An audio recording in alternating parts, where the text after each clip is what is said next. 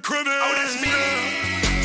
Done on my hip, fuck you me. Riding in that chopper with my team. Oh, I know me, boy. See, you've done it now.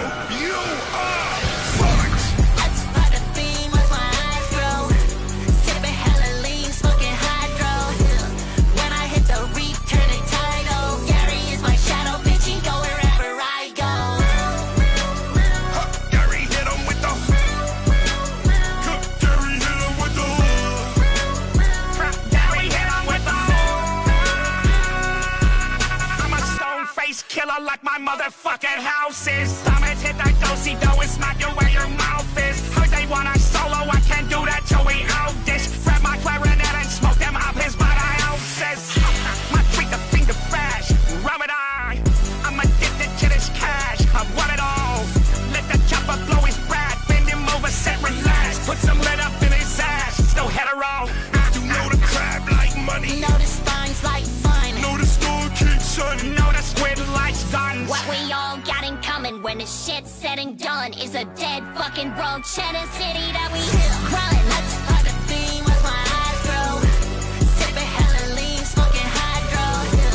When I hit the reef, turning tidal. Gary is my shadow, bitch, he go wherever I go.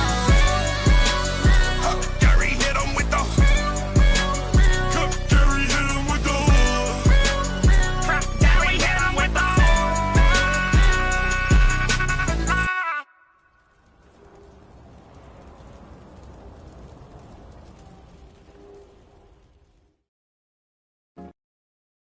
Want some Wilkins coffee with your strawberry shortcake? Can't say that I do. You can't say that you don't, either. You getting on the Wilkins coffee bandwagon? Never. No! You either go with Wilkins or you just don't go. This machine will make you want a cup of Wilkins coffee. Not me. I'll take mine with cream and sugar. Why are we climbing this tree? For Wilkins coffee. I don't want any. It's autumn and the nuts are beginning to fall. Coffee break. Want a cup of Wilkins? Oh, thank you. Now all our workers drink Wilkins. You want a can of Wilkins coffee? No, give me a bottle of ginger ale. Okay. But he would have liked the Wilkins. How about some Wilkins coffee, Captain? No! I say it, man overboard. Help. Give me a close shave. Do you drink Wilkins coffee? Never. My friend, this is going to be the closest shave you've ever had. How about a cup of Wilkins coffee? No, just get me down on the ground. Okay. Some people just never learn. I'm gonna drink this coffee and it's not Wilkins. Doesn't that coffee taste kind of flat? On guard, salute Wilkins coffee. But I don't drink Wilkins coffee. Some learn, some don't. Any last requests, like for a cup of Wilkins coffee? No. You don't drink Wilkins? No. How shocking. You can't persuade me to drink Wilkins instant coffee. Pretty please? Ouch, okay. Just a stab in the dark. I see you don't drink Wilkins instant coffee. What about my future? I hate to tell you, but you don't have a future. Have some Wilkins coffee, sir? If that's all you serve, I'll get off at the next town. Next town is 5 miles, straight down. You gonna run against the Wilkins coffee party? Start the race. On your mark, get set, go. Nobody beats Wilkins. You know, people who don't drink Wilkins coffee just blow up sometimes. Oh, that's a lot of... See what I mean? You have any Wilkins coffee in your house? No. You know, a house isn't a home without Wilkins coffee. Okay, buddy, what do you think of Wilkins coffee? I never tasted it. Now, what do you think of Wilkins?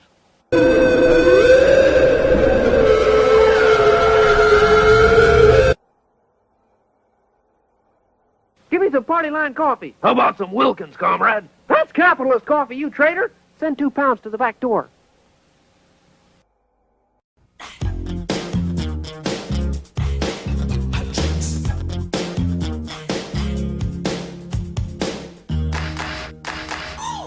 Coffee, decaf, tea, and hot chocolate. Those are the hot drinks that you serve, so get set. Hot cups come in 2 sizes, small and large to fill as the need arises. Coffee's holding time is 30 minutes, that's so long. It can stay there before it starts to taste too strong. Hot, hot, careful when you pour it. Hold it steady upon the counter, let it set. Pour switches the line. Pop a top on it, gets a lid every time. Wendy's coffee tastes so fine. Hot drinks really get you going. Warms you up when you feel you're slowing. Wendy's, we always serve it right away. Have a smile and have a nice day. Next is the cafe brew, it's just like coffee. Use the orange pot, it makes it easier to see. But if you're using the packets in your store, put it in the small cup and furthermore, add hot water up to the line and stir it in. Put a lid on and serve it on a tray again. Get a small cup when you're ready for hot tea. Fill with hot water, it's easy as can be. Put the lid on and set the tea bag on the top. If they want lemon, it's very nice. Don't think twice, give the guests a juicy slice. Hot drinks really get you going. Warms you up when you feel you're slowing. Wendy's, we always serve it right away. And a smile and have a nice day. Grab a small cup when you're making hot cocoa. Pour the packet and then you add your H2O.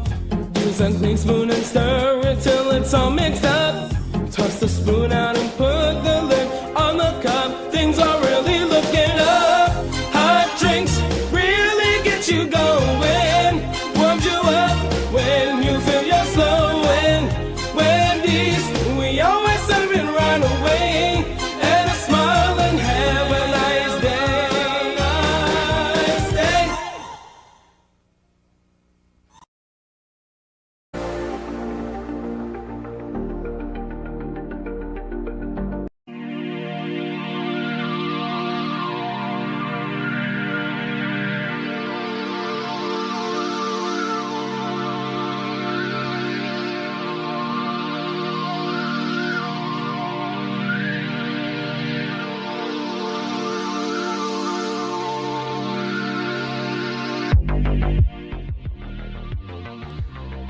Playing the wrong music there for a second there. What's up, guys? It's Stupenzocast morning, quote-unquote, edition. The stoner like myself, morning means the crack of noon. I got like 2 hours of sleep last night because I had to wake up early to take Yellow Man to get his eyes checked out. They're getting better, but it's slowly, not great. He's not out of the woods yet, and I hope he's better before I leave town this weekend. But anyway, something I haven't done in a while is stream a Stupenzocast. Haven't done that since we finished Baywatch Nights, and I haven't done a stream at noon. I haven't done a nooner in a while. I did have some coffee earlier, but I came back home, and Mother was awake, and she drank the rest of the coffee, so I'm having this fucking Kroger's iced coffee, triple espresso nonsense energy drink. It was either go live for 4 hours before Lance's Outcast Creative Nielsen ratings Tuesdays, which is at 4, or go back to sleep and get like a nap in. But I think I'm going to stay up, power through it, get to bed early, maybe sleep at a decent hour. I don't know. I've been going to bed at 4 a.m. lately, waking up around noon, which is earlier than normal. But last night I went to bed at like, I don't know, 7, 6 in the morning. And it's one of those things because, that I'm going to get up early to take the cat to the vet. And yes, Yellow Man is doing better. I mean, the puncture wound in his eye is doing better, and all the scratches around his face have healed up. But the problem is he's just got conjunctivitis, like really bad in both eyes. So they gave him some antibiotics. He's got more eye drops. We ran out of the eye drops. He does not like the eye drops. I have to fucking put him in like a scissor hold to hold him, and then put the eye drops in his face, and he doesn't like it at all. So like now he's like doesn't even want to sit in my lap. But the last couple days, he's been avoiding my lap less because he knows I'm out of the eye drops. But those are going back. But yeah, I don't know. I hope his conjunctivitis heals before I go out of town, because Mother, Yellow Man's so big, like my elderly mother cannot, I can't trust her to transport him to the vet. Putting him in a pet carrier and picking up the pet carrier and taking it, we'd have to have, like, my uncle has to come over and help out maybe. But I'm hoping by Friday I could just Yellow Man's eyes are doing better, and I could push back the appointment by a week when I get back, because I got to go back out of town this week because it's Meg's birthday, and I got a show in Austin on the 5th. So I'll be there for a week or so. I don't know if I'm going to do Stupenzocast from here and leave the next day, or do it there, get there early. I don't know. Anyway, let's say hello to you guys. Jamalama says, my cat's hiding. We got guys working on the yard and scraping moss off the roof. Yeah. God damn it. I got a dishwasher. The guy fixed our dishwasher, right?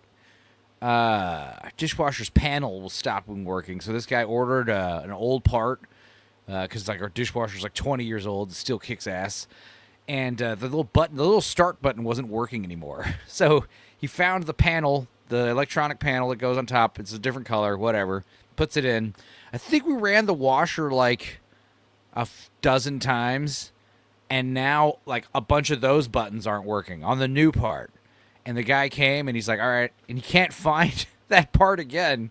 So basically we need a new dishwasher. So that's part one. Part two is, since I've come back, not only do I have to get a new dishwasher, which obviously is going to have to wait until I come back again from out of town, but the dishwasher is not the only problem. We got the water heater, I noticed 2 days ago, is out, or a few days ago has been out. And the thing is, because that guy kind of owes us, we're like, all right, well, we'll call this guy, and he'll help us check out this water heater. Because it's I'm starting to start the pilot. It's not happening. So I'm assuming it's the thermocoupler, But I'm not fucking taking apart the water heater, gas lines and shit, I don't know. It's one of those things. So he owes us, but it's a problem because he's been waiting. We've been waiting a week for him to come visit it.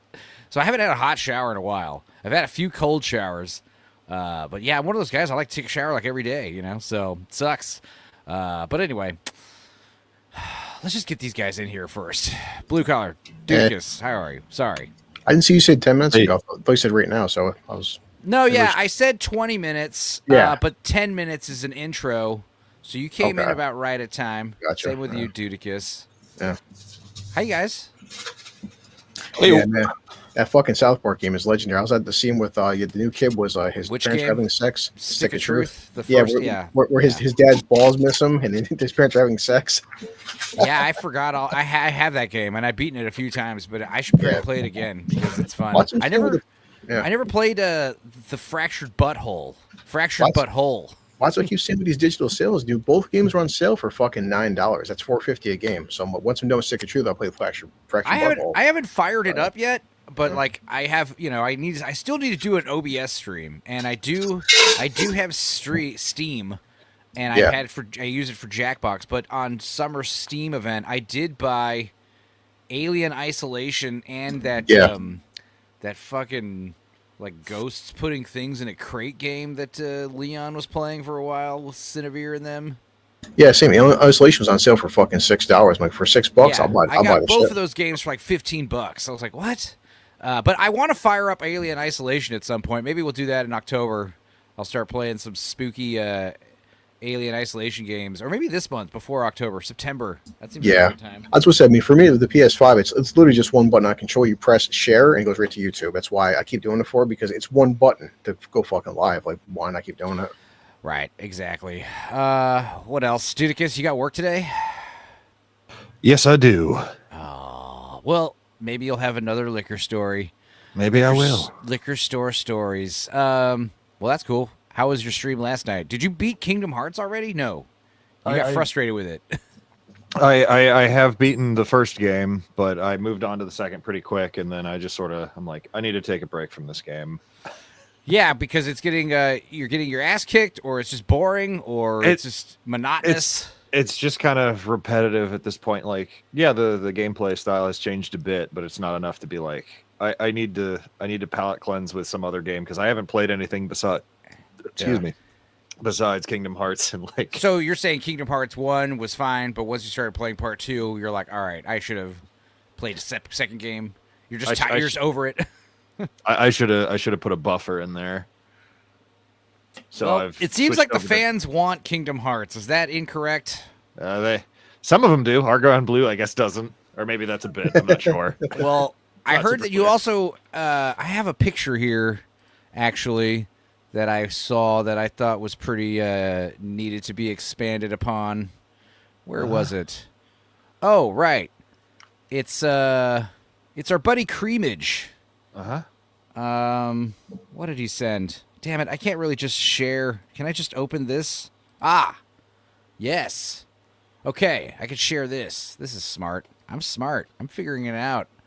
But yeah, I don't know. I just felt like going live today because, like, usually when I smoke my morning weed and have my morning coffee, I usually just kind of like rant to myself in my head, and I always think like, man, I should just go live.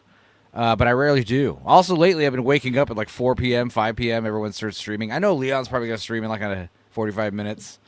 But yeah, so I just felt like going live. I told Blue Collar and Dudicus, I was like, yo, 20 minutes in case you want. I was pissed off, Enzo, because fucking that stupid Primitive War, it's out of theaters today. Dude, I checked every site we'll mention. It's nowhere. Checked every fucking theater and at the hour radius, and like, I kind of want to see it now. Like, I'm skeptical of that movie because I'm sure it's going to be all right. I'm sure it'll be decent. Yeah. The issue is, first of all, I heard like Nerdrotic Gary saying it was a great time, okay? But then at the same time, I saw that the director of Primitive War was saying that he wants no political messaging in the movie, and he's a fan of Critical Drinker. So I just feel like there's like, it's kind of like the Angel Studios thing where I feel like there might be some kind of cross promotion here, like you scratch my back, I'll scratch yours type thing. I feel like that's not just, something that just happens with, this circle. It happens in movie reviewers in general, but I feel like that movie's going to be stupid, but it might be that's fun. What I heard. Well, I heard it was stupid funny. It's just Vietnam and fuck. It's R-rated gory, and they're mowing down dinosaurs, and that's it. Which I'm fine with that. Okay. Yeah, I know. I mean, it's one of those movies also where the trailer's been out for like a year, I feel like. And the trailer does give a lot away. Dude, what are you doing? Are you like sweeping? Oh, sorry. I'm cleaning shit off my desk so I can get it ready to move. I didn't realize it was going to be that fucking loud shit. It's not that loud. It's just I'm hearing like shh, shh, shh. Moving a shit ton of change. How much change do you think he got saved up? Off my desk, not counting the ancient treasure that somebody paid for like Tall Boys with, I'd say probably $40 probably. Are you one of those weirdos that uses a lot of cash? Or not weirdos, but are you one of those, what the government would call an eccentric that uses a lot of cash? Not really, no. Okay. Yeah. I know there are people that are just like, they're going to go spend money. They still go to the ATM, get cash. Sherry's here. What's up? Hello, dear. Argyle Blue is here. He's a minute back. I suggest just watching it at double speed for about 2 minutes. But yes, and Rachel Piercy's here. I guess we'll see her in a minute on Lance's. Also, yeah, Jam and Lama, Seabrew. Good having you on Sunday, Seabrew. Who else was here? Also, yeah, wait, there were some questions. Peepers is here as well. Yeah, people were asking Jamma what is this going to be. He's on a fast. Argon wants to know what his first meal's going to be after a fast. I guess I should start intermittently fasting. I remember I used to accidentally intermittently fast when I was younger because I was poor, struggling 20-year-old musician. I didn't realize what I was doing was like a cool diet fad. Anyway, the whole point about this GIF is this is, according to Creamage, actual footage of Dudicus fixing his tech issues last night. What does that mean? What tech issues are we talking about here? Dudicus? Oh yeah, I was in the middle of playing Dark Souls 1, and then for some reason I got my antivirus was like, here's a pop-up, and I like just closed it out because like whatever. It didn't say anything important, and I think it was just a promotion to be like, you should buy the bigger version. I'm like, no. Yeah. And then my controller just stopped working. I'm like, what the fuck is this? And then I finally fixed it, and then it was like, oh, hey, guess what? OBS is gonna stop looking at Dark Souls, and I'm like, but it's right there. It says it sees it. Did you get to a point where you started losing your shit and screaming? Because those are always fun. I don't think I ever got that far, but I was constantly saying, what the fuck is going wrong? What the hell is this? Damn. Yeah, it's one of those things where like Dudicus is cool because he just goes live whenever the hell he wants, and he goes live and he fucking plays games for like fucking 6 hours. It's pretty cool. And then like, yeah, I'll see that there'll be like, 3 people watching, And then I'll come back and there'll be like 40 people watching. I'm like, holy shit. I think last night I think I'll see like good 15, 20 people or something.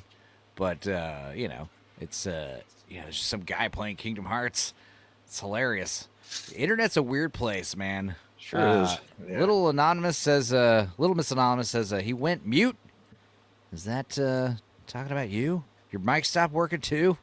I don't remember that part. Maybe she's talking about someone else. Jamma says, I was dreaming of hamburgers and pizzas from like 4 p.m. till I went to sleep yesterday. Good God. Blue Collar, do you ever have booze dreams? Do you ever dream about getting alcohol?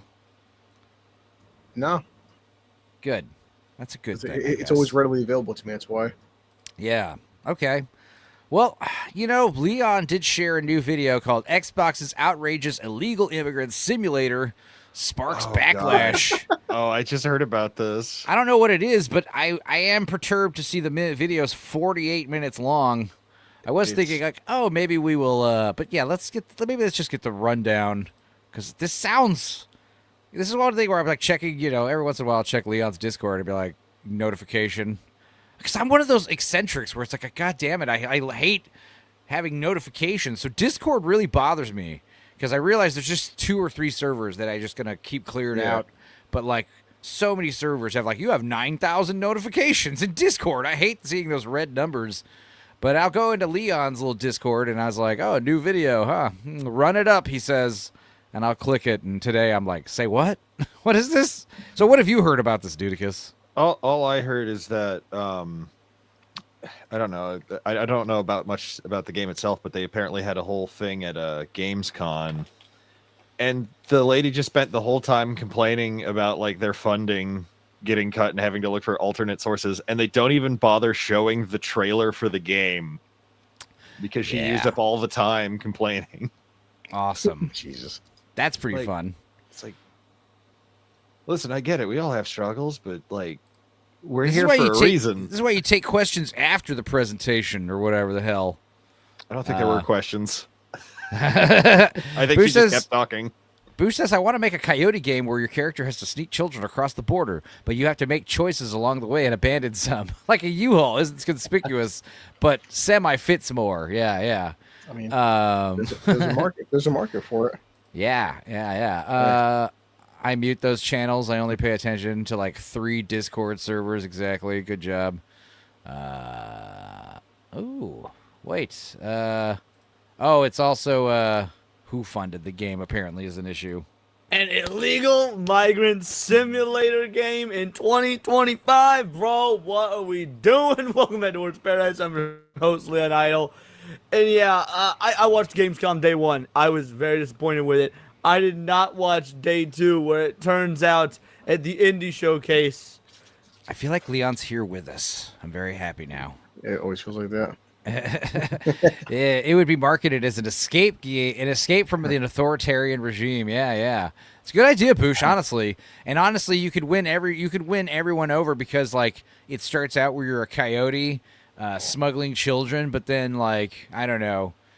You realize like you're selling the children to like organ farms and pedophile islands, so you like realize it's bad, and then you start like helping the children maybe at the end, so everyone will be happy. I don't know. I watched I watched some movies last night, and I want to talk about them on Lance's channel. I'll spoil what they are now, but I mean I won't divulge too much about them. One was good, one was great, one was bad, and I watched Red Sonja, F1, and K-pop Demon Hunters, and I'll tell you which ones were which in a few hours. Yeah, I make a Red Sonja video. Yeah, you were the first motherfucker to tell me about Red Sonja, and shame on you. Yeah, shame on you. Seeing that in the theaters. Well, I didn't pay for it, so. Spoilers, my favorite part was like there's this attractive older lady at one point, and I'm like, I know this actress. Where do I know her from? Oh, she's the naked bitch in Hollow Man. She's also in like Doomsday and a few. She's like some model, you know. Well, she was in fucking Underworld prequel. Right, she does. I thought I was like, is this Kate Beckinsale with plastic surgery? And I realized no, it's that chick from Hollow Man who gets naked and raped by the Invisible Man. Well, but As soon as I recognize her, fucking arrow through the throat, dead. I'm like, Jesus Christ. As stupid as I was Underworld excited films to see were, her. The whole premise was like Kate Beckinsale reminds him of his daughter, and she doesn't like, and that's the point. The actresses look so similar. Yeah, I mean, I guess I will divulge. I won't divulge in details, but K-pop Demon Hunters was good. I was thoroughly entertained with that dumb movie. We see it yesterday. Like Leon made a good point. Like, and you could probably to attest that like certain films. What if Netflix does pop out films in theaters once in a while? I mean, 20 million, man. Yeah. I mean, that's the thing is like that's how it's going to start working. Instead of putting the movies out for 5 to 6 weeks and then they go digital and everyone just kind of waits for it to go digital, it'll be like, let's put it out digital, and the biggest, most popular streaming movies will get like a special 1 week only. So, I mean, this is how we sell out seats, you know, because I've always complained theaters don't sell out anymore. But the idea is like, yeah, you would have more rotation of movies. Yeah. And limited screen time, limited window to see them in theaters. And it would only be stuff that they know is getting a lot of hype, is getting a lot of success. I mean, this is just one way to think about pivoting. I don't know. Yeah, there's so many ways. I know you're not the biggest anime fan. Dudicus might know some more, but because next month's Demon Slayer over in France, they sold out this theater. It was 10,000 seats. They sold out 10,000 fucking seats, all to see Demon Slayer for one night. And I'm like, yeah, that's how you do it. 10 fucking like that shit's a concert, you know, to see a fucking an anime movie. Like yeah. I mean, it's one of those things where I heard some people talk about it, and then I heard other people talk about it, and then I heard everyone talking about it, and then like I heard yesterday, on Leon's, it's like it went out in the theaters and fucking dominated for like a week. It's pretty cool. And then I checked it out, and I was like, yeah, it's pretty good. Yeah, it was better than F1. I thought it was better than F1. The event's at it's called the Landgrand Row Cinema in France, but Jesus, yeah. Well, Rachel Percy says to be known, Lamau to be known as the naked bitch in Hollow Man, by me. But the thing is, yeah, like I said, if I said Rona Mitra, I have to explain who that is anyway. So I just eliminate a step by saying the thing you probably know her from. If I said she was one of the chicks in makeup in that movie Doomsday, you'd be like, be more specific. Yeah. If I say she's the chick in the bathrobe that the Hollow Man is spying on, and her titties hanging out, and he like creeps on. You know exactly who I'm talking about when I say that. So, don't question my methods, Rachel. To clarify, Enzo. So the theater has 2,700 seats available, but what thing is, 10,000 people tried buying tickets. So just imagine if they had multiple showings. They would have sold 10,000 fucking tickets, but they only have 2,700. But still, there's no theaters in my area that has 2,700 seats. Right. Anyway. Let's get back to this immigrant simulator. But yeah, Just honestly, too, baby. More talking about just a little bit more about the movies I watched. F1. I wouldn't say that like it was a bad movie, but it was definitely overhyped. I enjoyed it, but like you guys are telling me like, oh, this is like the best original movie of the year. I was like, I would hardly call this movie original. Okay, it just fills all the great like sports movie tropes, but I do have some questions about the methods of them winning. At one point, I thought Brad Pitt was going to literally like paint one of those fucking Wile E. Coyote like tunnels because he just keeps like doing this insane cheating, and I'm like, how is this allowed? Yeah. And the narrators, they're just constantly like, it seems like his methods have been working in their advantage. It's almost as if he planned it. Well, in terms of like original, because I think people have to see original because the idea is not the original, but like I know what they mean. It wasn't based on an existing IP, but yeah, I mean, it's like you said, like, oh, Avatar is an original movie. It's like, is it though? You know, it's the same thing with F1. Yeah, it's the same thing. It was an original movie, was it though? Yeah. Eddington was an original movie. I could safely say. No, I mean, I said F1's like Top Gun Maverick being the same director. That's why. K-pop Demon Hunters was original. That was original as fuck. Yeah. I was shocked with how original this was. And it was like, you know, representation. Like everyone writing it and directing it was like Korean and female. Well, F1, the racing scenes in fucking the theater were fantastic. Yeah, no, it was great. The racing sequences were badass. And I think the big reason is the stationary camera.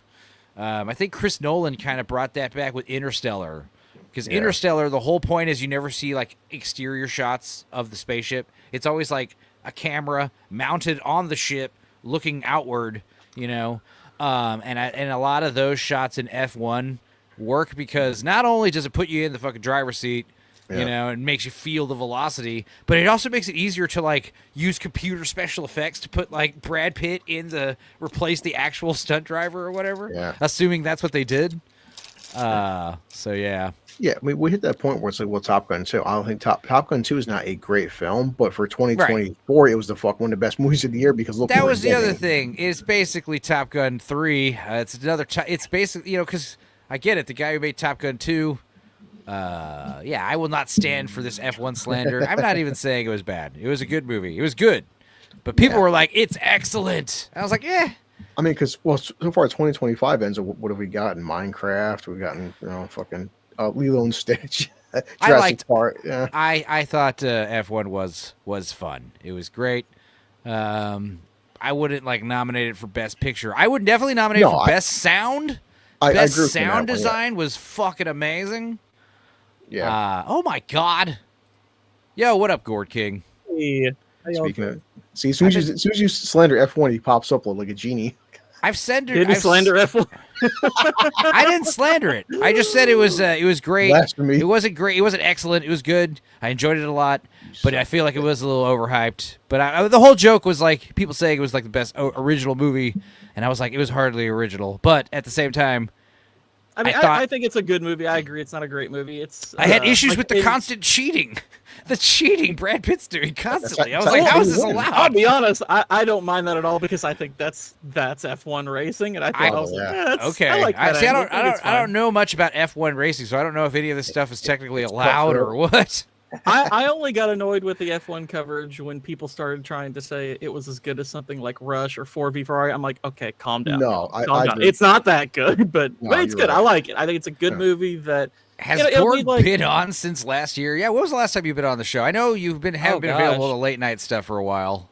Yeah, it's hard to do the late night ones. When I'm getting home, I'm doing Niet stream, and I'm exhausted by the time his show's over. But gosh, it's been a few months. It's been a few months. I think I have been on it a couple of times this year, but early in the year.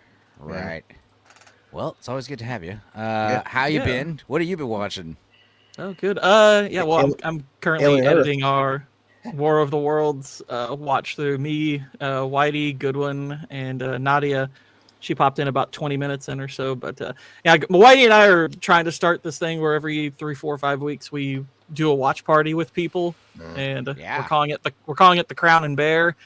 And so I'm editing our first one. It's a ton of work to edit a full watch party. Oh, yeah. I know you know. I know you know. You now know why I pivoted to a lot of available for YouTube videos, because it really does help to. And you know what sucks is like I did a test for me and Sammy watched Gord what was it called? The Crow Wicked Prayer with Edward Furlong and Tara Reid. Yeah. Well, what sucks is I tested it, right? Downloaded it, tested it. It was fine. But then this version with us talking over it is getting nabbed and blocked only in the U.S. So it means I did put in a dispute, because sometimes they fucking don't give a shit. Like a lot of this stuff, like I've told people this a few times now. I'm having to kind of rebuild my movie channel, and some of the videos I've been re-uploading, like the Terminator one, they tried to claim that. I disputed it and ended up getting it all back and whatever. I had to do that for Scooby was like because I was on her channel talking about Shin Godzilla, and she played a couple clips, and I didn't say anything in the show, but I was thinking like, this is gonna get claimed for sure. You know, the Japanese are very protective of their stuff, it seems. But what was crazy, she hits me up and she's like, yo, if I send you the stream, could you like edit it and maybe do your filter and send it back to me? And I was like, just dispute it. I was like, just dispute it. Yeah, just dispute it. Usually they'll back down. And even if it doesn't, like, you could trim it easily from YouTube. Because like me, like editing a 90-minute video, it's like that's gonna take 2 minutes to take out those moments or whatever. Yeah. It'll take like 2.5 hours to render that, and I'm also gonna send it to you at 720p because I'm not gonna download. I'm not gonna render a fucking Blu-ray quality copy of the stream. So I was like, just do it yourself. And she did it, and it worked. I was like, hell yeah. You're learning. Don't be afraid. Don't be intimidated by the copyright assholes. you mentioned Shin Godzilla, and again with these releases, I mean, Shin Godzilla, you see how much money it made in like 2 days? It did more in 2 days than its entire theatrical run. Well, I think that's also because, it came out, everyone didn't know what to think about it. People watched it, they're like, it's good, but it didn't do well. But after, how many years it's been, I think people are now aware. Well, I'm saying, like, we're seeing Ninja Turtles and the Spider-Man they're putting out again this year, but like last year, what was it? Spider-Man 2 did like $2 million and like, was it like 4 showings? Like, the movie theaters are like the comic book stores right now, where like the old back issues are what's keeping the comic book stores afloat and the Funko Pops, whereas like the old re-releases and the booze and liquor sales and shit, food, that's what's keeping the movie theaters afloat right now. I'm legit curious. I want to see Monday morning. How much is Jaws 50th going to do? I am very curious about that. One fun thing, Enzo, and I'm curious, like, if you've had to go about this way before. So we did the watch party on StreamYard, right? So all I used from that recording was everybody's audio. So I basically had to create my own overlay. I had to insert the movie manually. I've had to resize and refit all of the avatars manually, and I have to light each one of them up individually every time one of them talks. Good God! See, I could do that too. I could do that. That's one of those things since the beginning. I was like, I could have. I don't know how they're doing it on EFAP, where they're capturing the little bubbles and stuff. I assume. I think it's because they do it on Discord, and but they go through OBS, and they've got all of this set up like really well. So technically, I could do it like that, but it's one of those things where maybe because there was a period where if you look at the old Wii watches, there's definitely like an upgrade that's happened in the audio quality and the dork side graphic. I guess eventually I will update this graphic again, and we will go through another revamp, and kind of one of the things I guess we'll do is change up the format to where we'll have little blinking avatar bubbles, And maybe one day, the thing about the 1080p, I know people are like, your videos are only in like 720. And I'm like, yeah, because I'm fucking pirating movies and talking about them. Like, what the fuck are you talking about? I just feel weird about uploading HD quality. Oh, by the way, that means, Dudicus, bad news. Fantastic Four, it did get blocked and disputed and rejected. 94. And the thing is, it was up for like 3 weeks. But what I realized what it was is the claimant is Constantine Films, and I'm like, okay, I didn't think they would accept it. I'm going to try re-uploading it with an overlay, or something else I might try is just replace it with the lower quality version, because if you look at the copyright claim, it says it's the HD, remaster from Fantastic Four 94. So they probably own the rights of this remaster. So I'm thinking if I upload the old crappy VHS version that's also online, like overlay it, like replace it, I think that might work. So we'll try that. But yeah, Fantastic Four is no longer available. Worst case scenario, I upload it on Rumble. I got to start uploading the other stuff, but the thing is, like, I uploaded Twister, and I'm like upset that I've uploaded the videos in Rumble out of order. So I might take Twister down and start back up, where I was, and re-upload a new one every day. By the way, I think I found the last one I appeared on, which was the Snow White one from like 5 months ago. I think that was the last one. That's been a while. Well, okay. Dang. Yeah. Well, and I agree. I mean, the thing is, lately we've just been watching a lot of retarded crap. Because, there's everybody's doing their little variety hour show talking about the topics. And by Sunday night at midnight, I feel like this shit's been talked about to death. So I'm just like, I will, unless I got a fresh spin on it, or nobody's talking about this thing or this aspect, or, I will just instead watch Baywatch Nights or something stupid. I mean, that's been fun. We've been having a great time doing that. A lot of people say they like coming here to unwind. But yeah, as far as like this morning, I just, I was up early to take the cat to the vet, and I thought, well, I should just go live and talk about nonsense. Have you heard about this illegal immigrant simulator game? Yeah, a little bit about it. Like, I've seen people talk about, like, oh, I can't believe they're pushing this. And other people are like, you've heard of GTA, right? They encourage crime as well, but not really. So it's like, I mean, granted, I guess it depends on context. So, like, are they genuinely like highlighting this as a good thing, or is this, or is it like GTA where it's just, this is a farce and it's fun and it's funny? I don't think so, because when I see these fucking Tribeca Festival Awards and South by Southwest, I'm like, this is going to be fucking pandering for sure. I do like how we're about to watch Leon reacting to Asmongold, and we're reacting to Leon. I mean, come on, this is going to be, this Blue, it's your favorite. It's your favorite YouTuber, and the guy who kind of looks like him. I already need a shower looking at this fucker. Blue Collar's insane hatred of Asmongold mostly stems from envy and jealousy. Oh, I definitely tell people. I mean, unfortunately, I do have deodorant. Blue Collar Loser had millions of dollars, he also wouldn't bathe and live in squalor. The thing is, Blue Collar's just like Asmongold, whereas if he had a shitload of money, he would also still like live in an old house with his. No, I wouldn't. No, you would buy like the fucking bullshit car. I feel like you'd be a man of like meager means. No. What you do is, because this is what I would do, and this is one thing I used to be one of those people who thought, oh yeah, it'd be really cool to like have a huge house in the city and whatnot. But there's one thing from my mom that definitely rubbed off on me. It's like if I had money, I would buy a place that's a little bit more remote, and it'd be a cabin. Yeah, cabins are freaking dope. Well, it's I always say, Enzo, it's funny. It's like people like there's this video where this guy he's living under a bridge. Under a bridge, he had some like a bed there. He was sweeping. Yeah. The place was pretty nice. This guy is living under a bridge and has better hygiene than a fucker who's worth millions of dollars. Like you're living in a bridge and this guy's sweeping. I've seen some of these bridge forts and they're actually pretty cool. Yeah. Like if I had internet, I would live there. And water. Like the idea of living. Why Asmongold doesn't hire a maid. I'm like, hire a maid. Yeah, exactly. The idea of living in a cave with like access to outdoor, wilderness, maybe some river supply, also maybe some freshwater supply in the cave somehow, and internet in the cave and some electricity. Like live in the Bat Cave would be so cool. Well, like really, Enzo, my son, we just was like, hey, buddy, it's like we just got to clean up and stuff as you do. But our toilet, scrub the toilet. We did a good half hour in the bathroom. I have a vacuum. Like if I had, again, millions of dollars, if you can't even afford to put deodorant on or brush your teeth on a daily basis, he's going to record saying, guys, I haven't showered in like 35 days. I've got nothing to say to you as a human being at this point. Like you haven't taken a shower in 35 days. That's disgusting, dude. Like no. Yeah. Well. Yeah, the joke is Blue Collar really does hate Asmongold. I don't like dirty people. I mean, I told my kid, my kid's got to brush his teeth. You better your feet stink, boy. Go take a shower. Like, Dudicus is funny because like if he's not trying to riff on something, he's just quiet.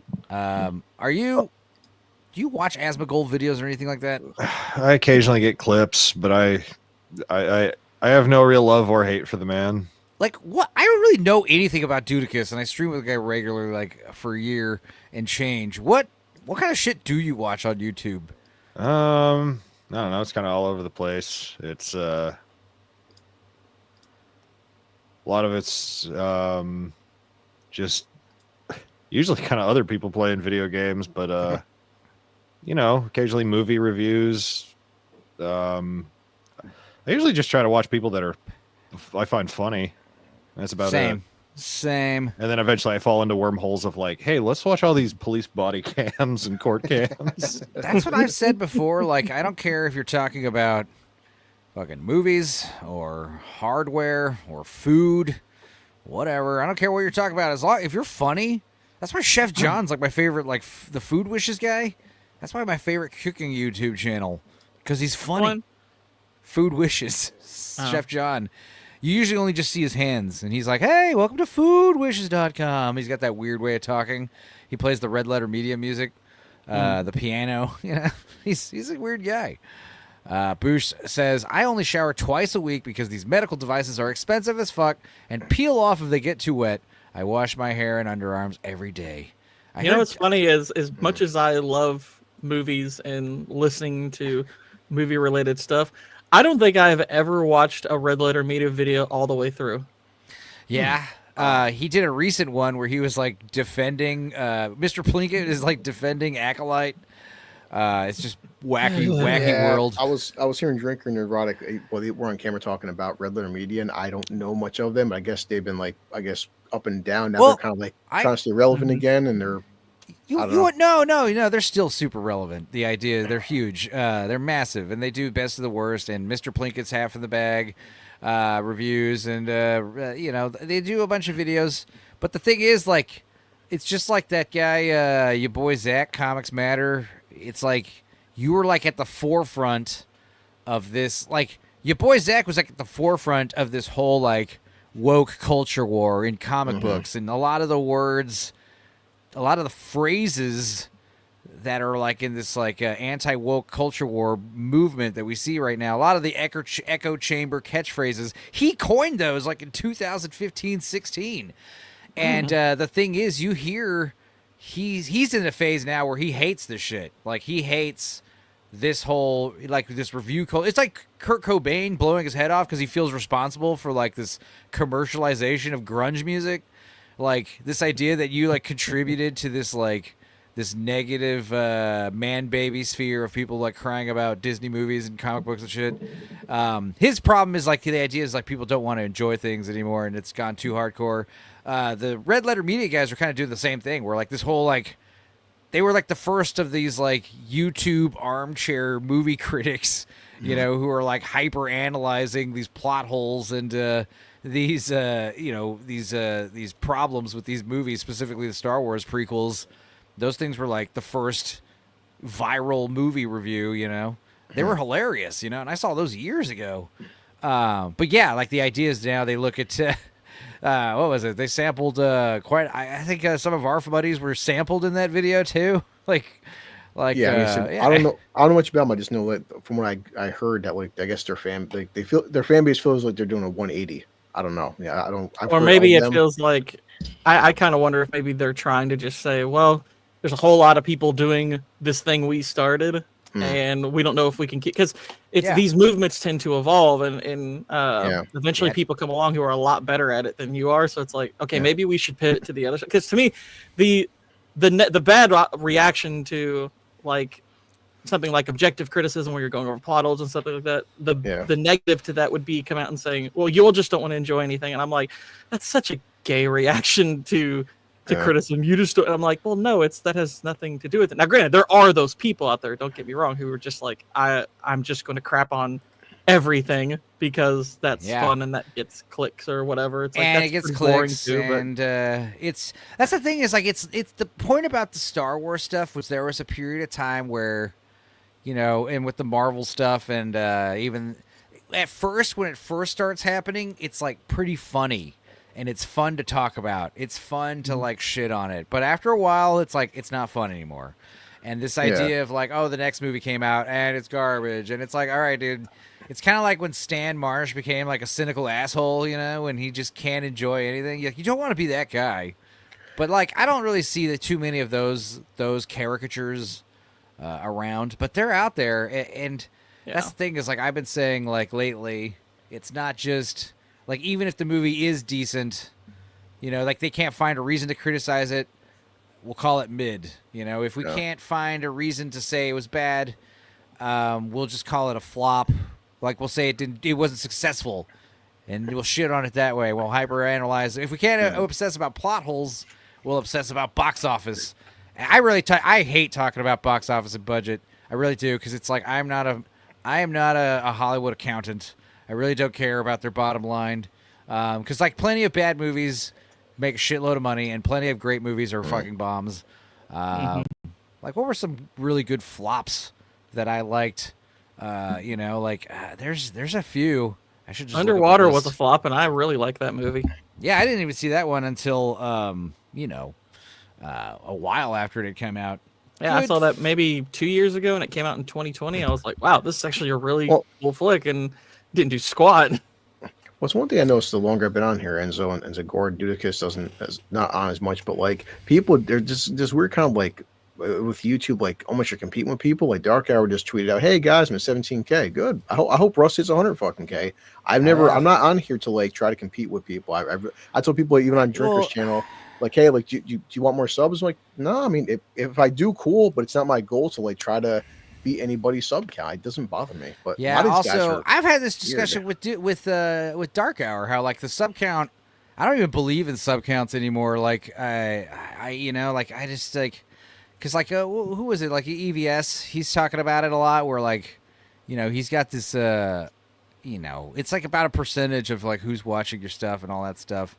The sub count is weird because like there are times where like I've said this before, where like there's been a couple times where like I'm streaming, right, and there's like 20 people watching, That's cool. That's normal. And then like I got raided by like Kada. That's happened a couple times. Raided by someone, bigger channel. And like all of a sudden, like about 100 people are watching. 70 people are like sticking around the whole show.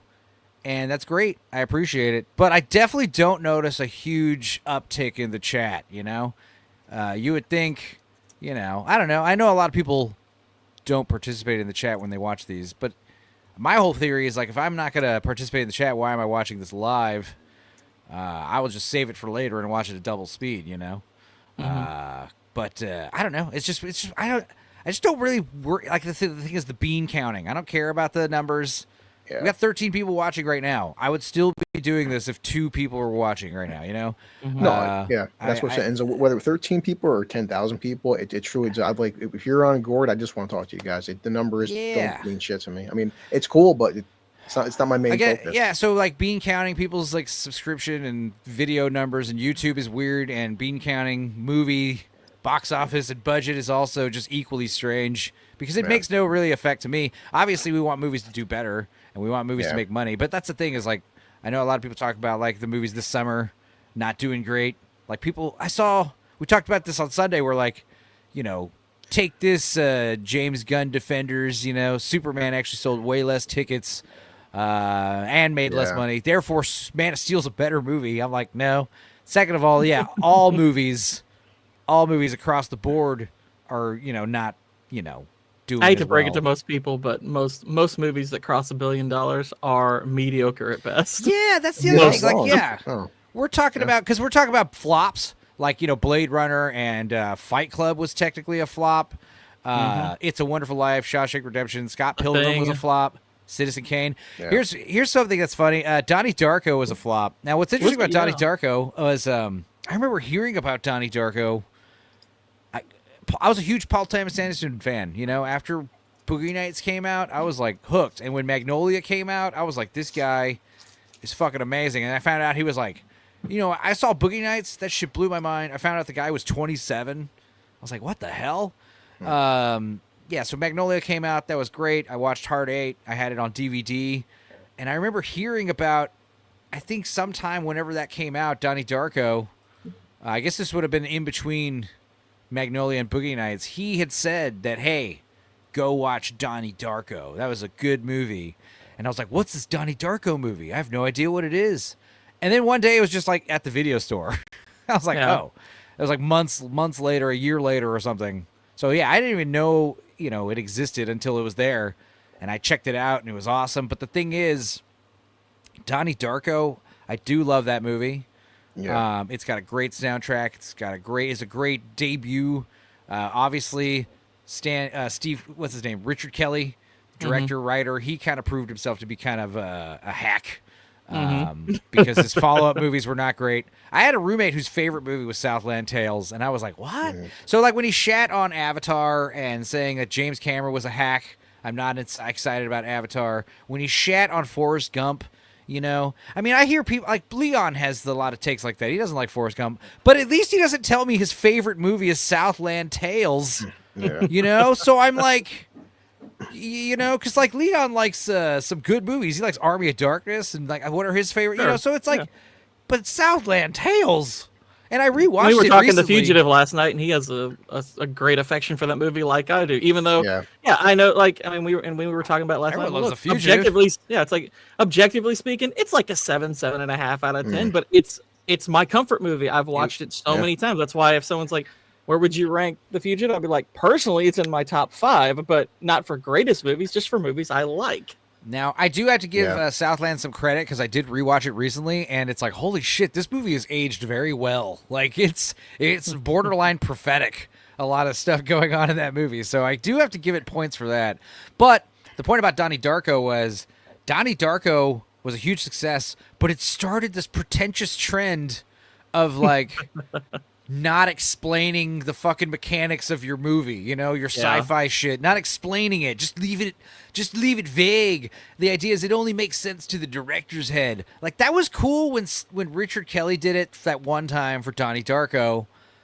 Well, it's one thing if you can, as a viewer, either by yourself or with people, kind of piece it together. Right. It's another Primer. thing if you're just throwing stuff at the wall and you realize when you analyze it, none of this is really like cohesive. Primer is a great example of what you're talking about. Primer is one of those movies where you're like, this doesn't make any sense, and then you see a chart from someone who's watched it 30 times, and you're like, no, it makes sense. The loop closes. It's all it's all there, and you're like, what? All right, I guess I'll give it another go. I think for a lot of people, just as long as you like something or dislike something, just don't insult people. Like my friend Big Al always say, Chris, he's like, I know Avatar 1 and 2 aren't good films. He goes, I still watch Avatar once a year. He's like, you're the prime example why I won't make a YouTube channel for, because he's like, I don't want to come on to a platform. People tell me I'm fucking retarded for liking a movie. Well, Avatar is good in the same sense that F1 is good. It's good, but it's like, yeah, you've seen it before, but you also haven't seen it before. You know what I mean? Like, F1 I would say was Avatar like, has way more problems than F1, but at the same time, I hate the idea of somebody crapping on a movie simply for the reason of something else has done it first. Because I'm like, well, hang on. Yeah. If this is the first iteration of whatever it is you're talking about that someone has seen, that is irrelevant. Like, everyone always talks about, well, Avatar is just Dances with Wolves or Ferngully or whatever. Right. I'm like, okay, but assume for a second that the person hasn't seen those and they've just seen Avatar. You realize that even though they may mentally be able to learn that someone else did that first, it's never going to change the fact that Avatar was the first one they saw do it.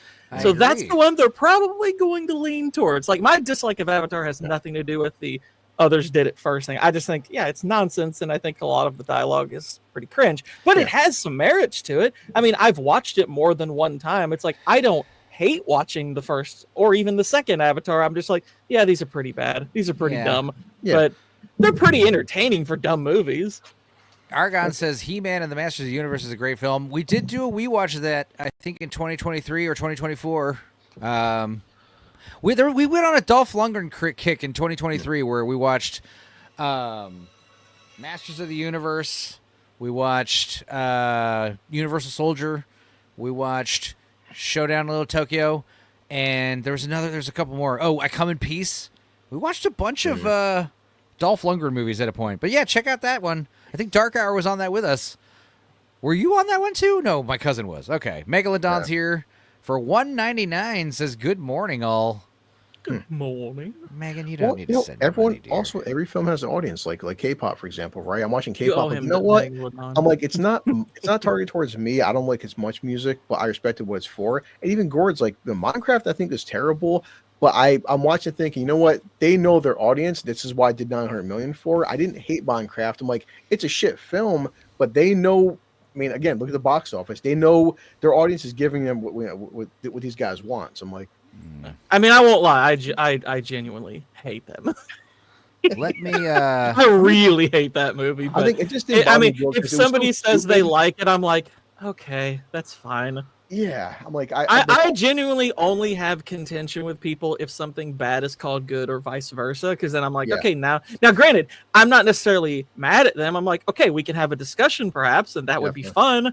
I think people, when you start like kind of a movie debate, they assume like you think they're stupid or you're coming in at bad faith. I'm like, no, I actually genuinely like the discussion. I want to hear your points. Because if you can convince me by some chance that this movie that I think is bad is actually good or better than I thought, well, great. I don't mind that. I'm malleable if the information is presented well and convincing.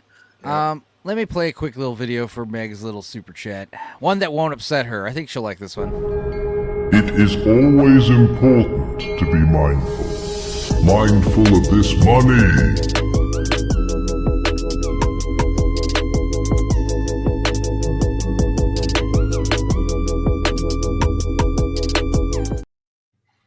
All right. Hell yeah. Everyone likes that one. Argon says, "Lol, my daughter watched K-pop Demon Hunters and she loved it. So did I.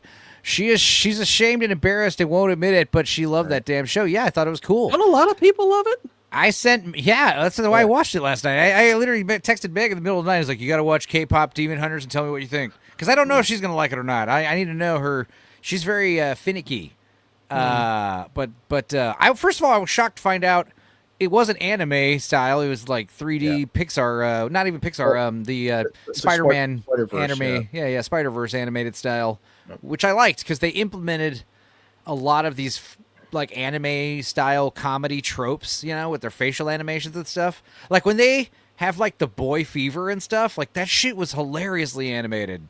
Like their popcorn's like falling out of their eyeballs and shit or whatever the hell. Like their eye, like her eyes turn into hearts, and then her eyes turn in. Then she shows, then the guy shows his abs, and then her eyes turn into 6-pack abs. Okay, and then he's like rubbing himself, and then her eyes turn into fucking corn on the cob with butter on them, melting. Yeah. It's animated. And then her eyes are like raining popcorn. It's just like that kind of shit. The Looney Tunes style, like outlandishness of it. I loved it. And that's why people are soft, because like unlike the second Spider-Verse film, we have pregnant Spider women protect trans kids, all these gay allegories. This is just a simple K-pop girl boy band movie. It's simple, but it's Eraserhead says, I'm also incredibly tired of this movie isn't perfect, so it isn't good take. Yeah. I'm tired of everyone comparing everything to Predator. Like, I love Predator, but this idea that Predator's the best movie ever made, it's like, okay, look, it's a lot of people's favorite. It's one of my favorite movies. It's one of my favorite movies. And it is a genuinely good film, but Predator's actually an anomaly because on paper, like Predator shouldn't have really been a great movie, like, you know. No, like it should have been a kind of a cheesy 80s action movie. Predator's one of those like miracle movies, you know, freaking good. I would argue Tremors is better than Predator because on paper Tremors is a good movie. You could tell there's something there with Tremors, you know. And I'm not saying like, you know, it's much better than Predator. I would just say I would give Tremors that edge over Predator. Also, Predator is more accessible, I think, to a wider audience. Predator is like ultimate machismo. Oh yeah, it's sweat-soaked 80s glory. Yeah. But yeah, as far as like his, you know, Eraserhead's comment, it's like, I mean, I guess for me, like, I've noticed that. I mean, I tend to give in to this type of scoring because everyone else does, and it's like, okay, but you know, like the out of 10 or out of 100 scale and everything. And I'm like, okay, quantifying movie quality is next to near impossible if you're being honest. But that's why I try to tell people, look, my numbers, I'm trying to make them correspond with an adjective. That's, I feel like, kind of the best I can do. For a movie to be bad, it's like, it's not enough to just say it's flawed. It's like, okay, how severe are the flaws? How much do they break things? It's like you have to work to be good. You have to work to be bad. Because The Fugitive, like we said last night, has a lot of flaws with it. But I still think overall it comes out a good film. Yeah, for me, that's the other thing is like obviously the literal plot is always important, but I do feel like there's a lack. Like, I'm always trying to discuss, like, the themes, you know, and the metaphors and the deeper meanings and the more, like, subjective interpretations that, like, I could see, but you might see something else, like deeper meanings between the lines in movies. Because that's always fun to talk about with any art.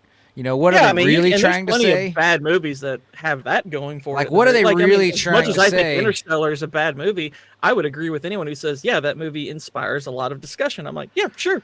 Right. I get what people like about that movie, even though I'm like, yeah, I think it's a bad film. But at the same time, I'm like, I get why people like it. I'm not stupid. I can tell. So my point is basically, like, I feel like this obsession about the literal plot is like a side effect of like this circle being overrun with autists. I mean, I am one as well, so I understand. But yeah, see, we're asking which is better, Tremors or Critters? Tremors easily, but Critters 2, Tremors less easily. But Tremors is better than the Critters movies for sure. It's been way too long. Yeah. I would have no idea how to compare it to Critters 2 since I was amazing. Really little. You should watch Critters in so long. You should watch Critters again, so that way you could rewatch Critters 2 again. You know. Yes. That could be our Crown and Bear movie arc. Okay, we're gonna go through the Critters film. Plus, too, when certain films, I mean, there's films out there that say 10 out of 10, but like, and you've all seen it where you'll watch it once, like, you know what, great film, I don't want to watch it again. Other films are like a 5, but I'll watch it over and over and over. I mean, that's where you have to learn how to, when you're talking about a movie, like balance out how you talk about the objective versus the subjective and stuff, because it's like, look.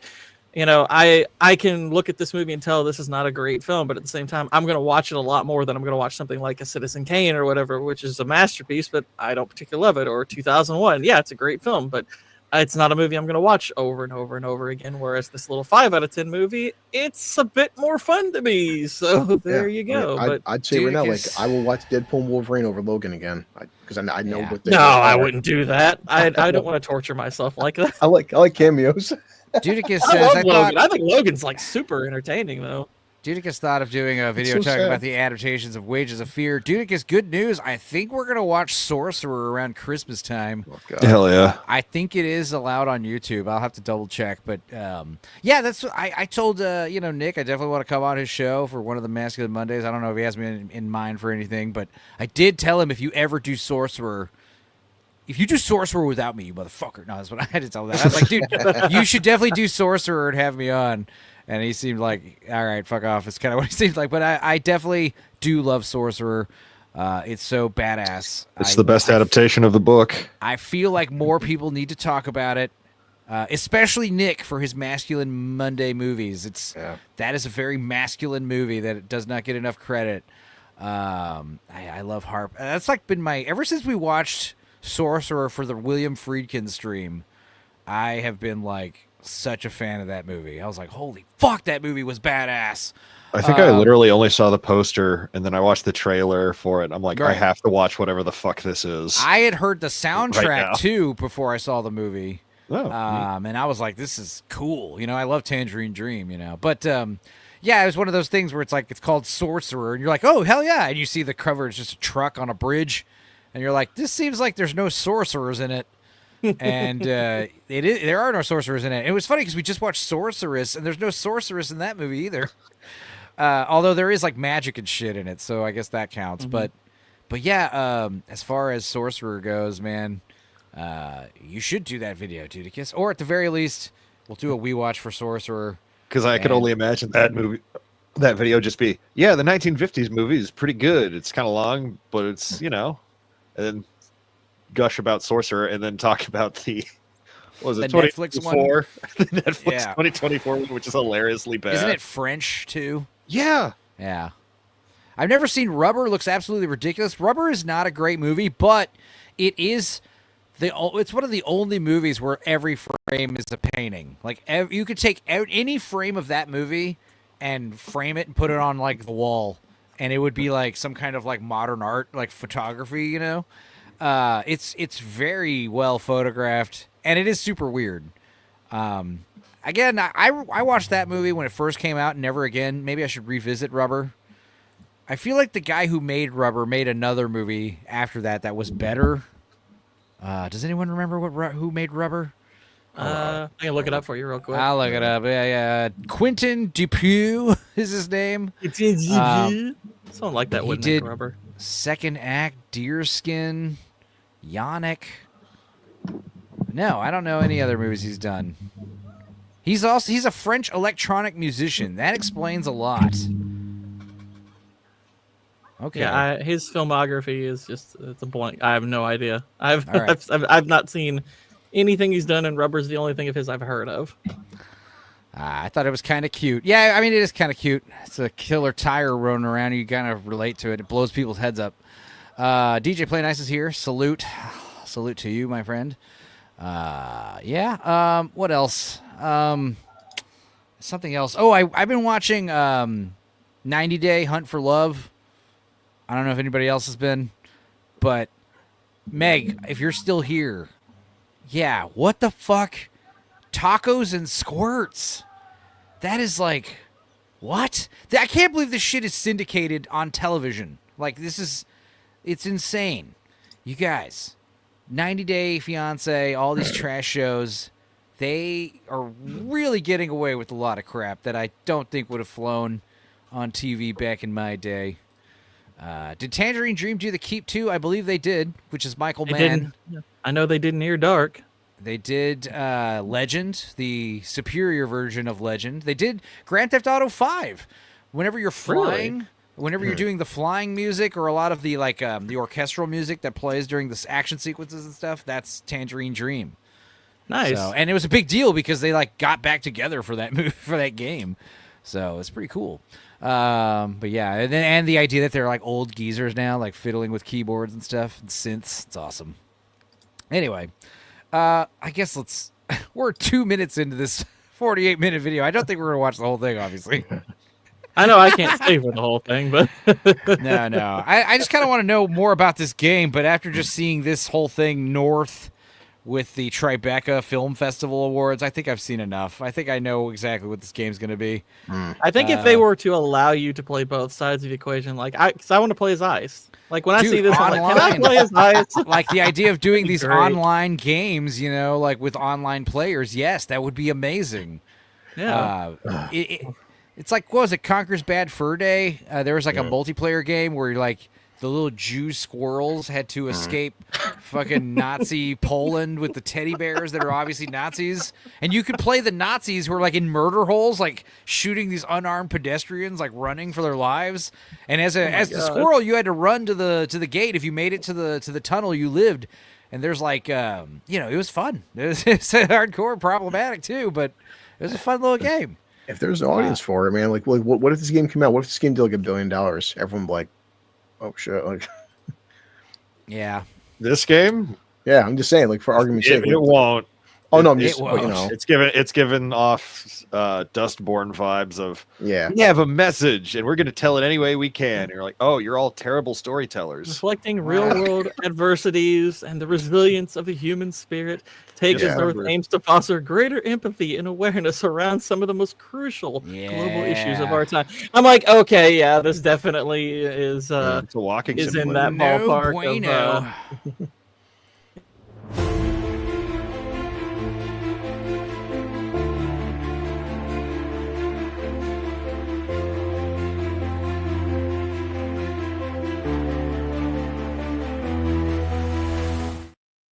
breaking news. Wait a minute. Not that tab. Share this tab. Dress better. There you go. That's important. Travis Swift and Taylor Swift. Travis Swift and Travis Travis Swift is good Kelce. enough. Travis They Swift are eventually. engaged. Now here's something. that poor Here's something bastard. very interesting. The other Screw day, him.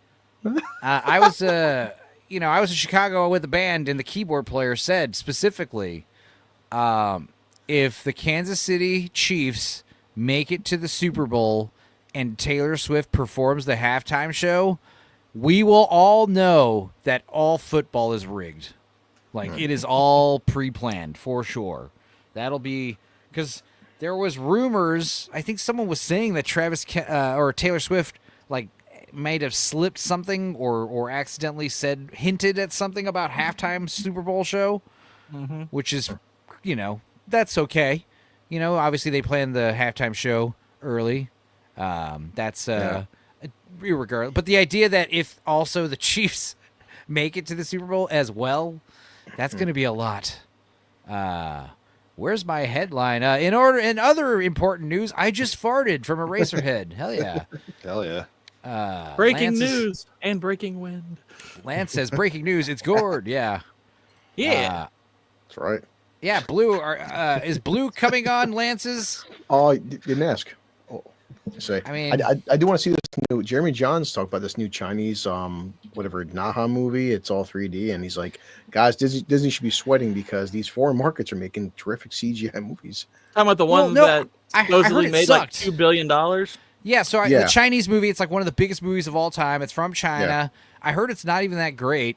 I think there's already a sequel. I don't buy the. I don't believe the numbers. That's.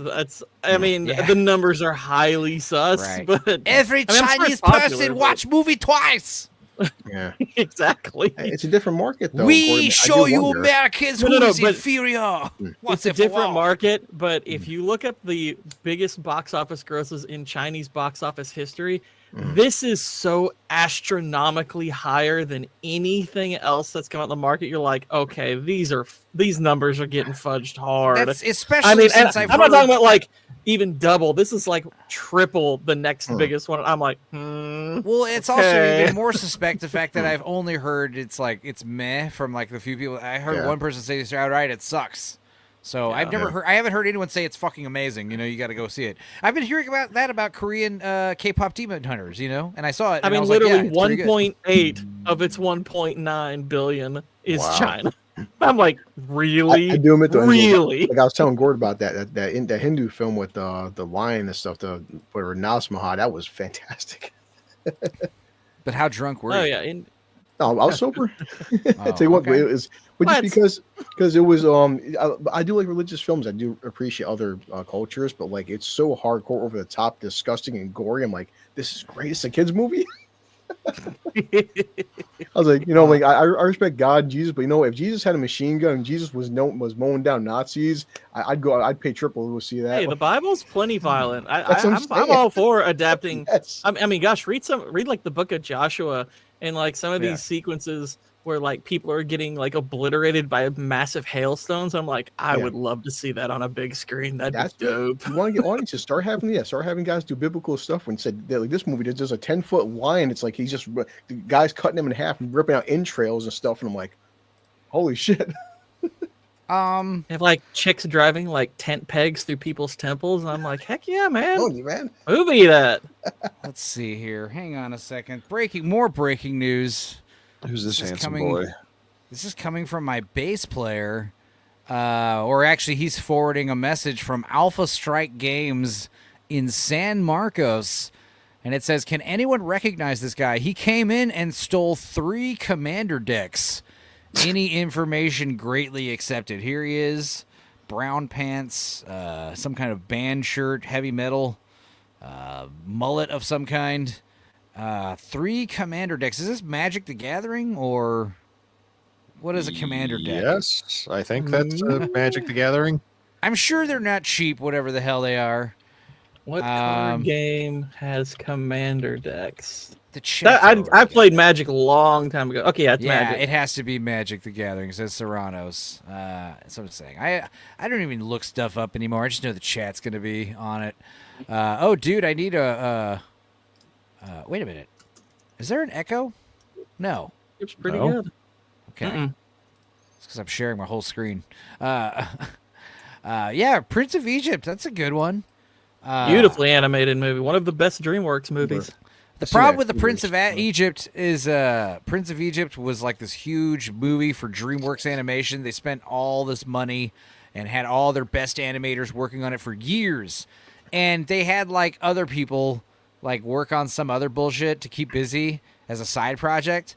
And that was Shrek. And Prince of Egypt did not do great, and Shrek was a huge fucking movie success. And the idea is like that solidified this like hard pivot to CG cartoons. Yeah, like Prince of Egypt did fine, but Shrek like was massive. Yeah, it's like Rachel said. The amount of work that goes into those hand-drawn ones compared to the 3D ones, which people don't give a shit about. Remember, seeing that in theaters. As soon as Moses parts the Red Seas, the whales and the water effects, I'm like, oh my gosh, it's gorgeous. It was beautiful. I was like 16. I'm like, this is wow. Yeah, Outcast wants Blue and Pumpkin to show up on the Nielsen ratings. I've got a stream I have to do here pretty soon, but I'll at least try to pop into the chat. Stop our flow. Wow.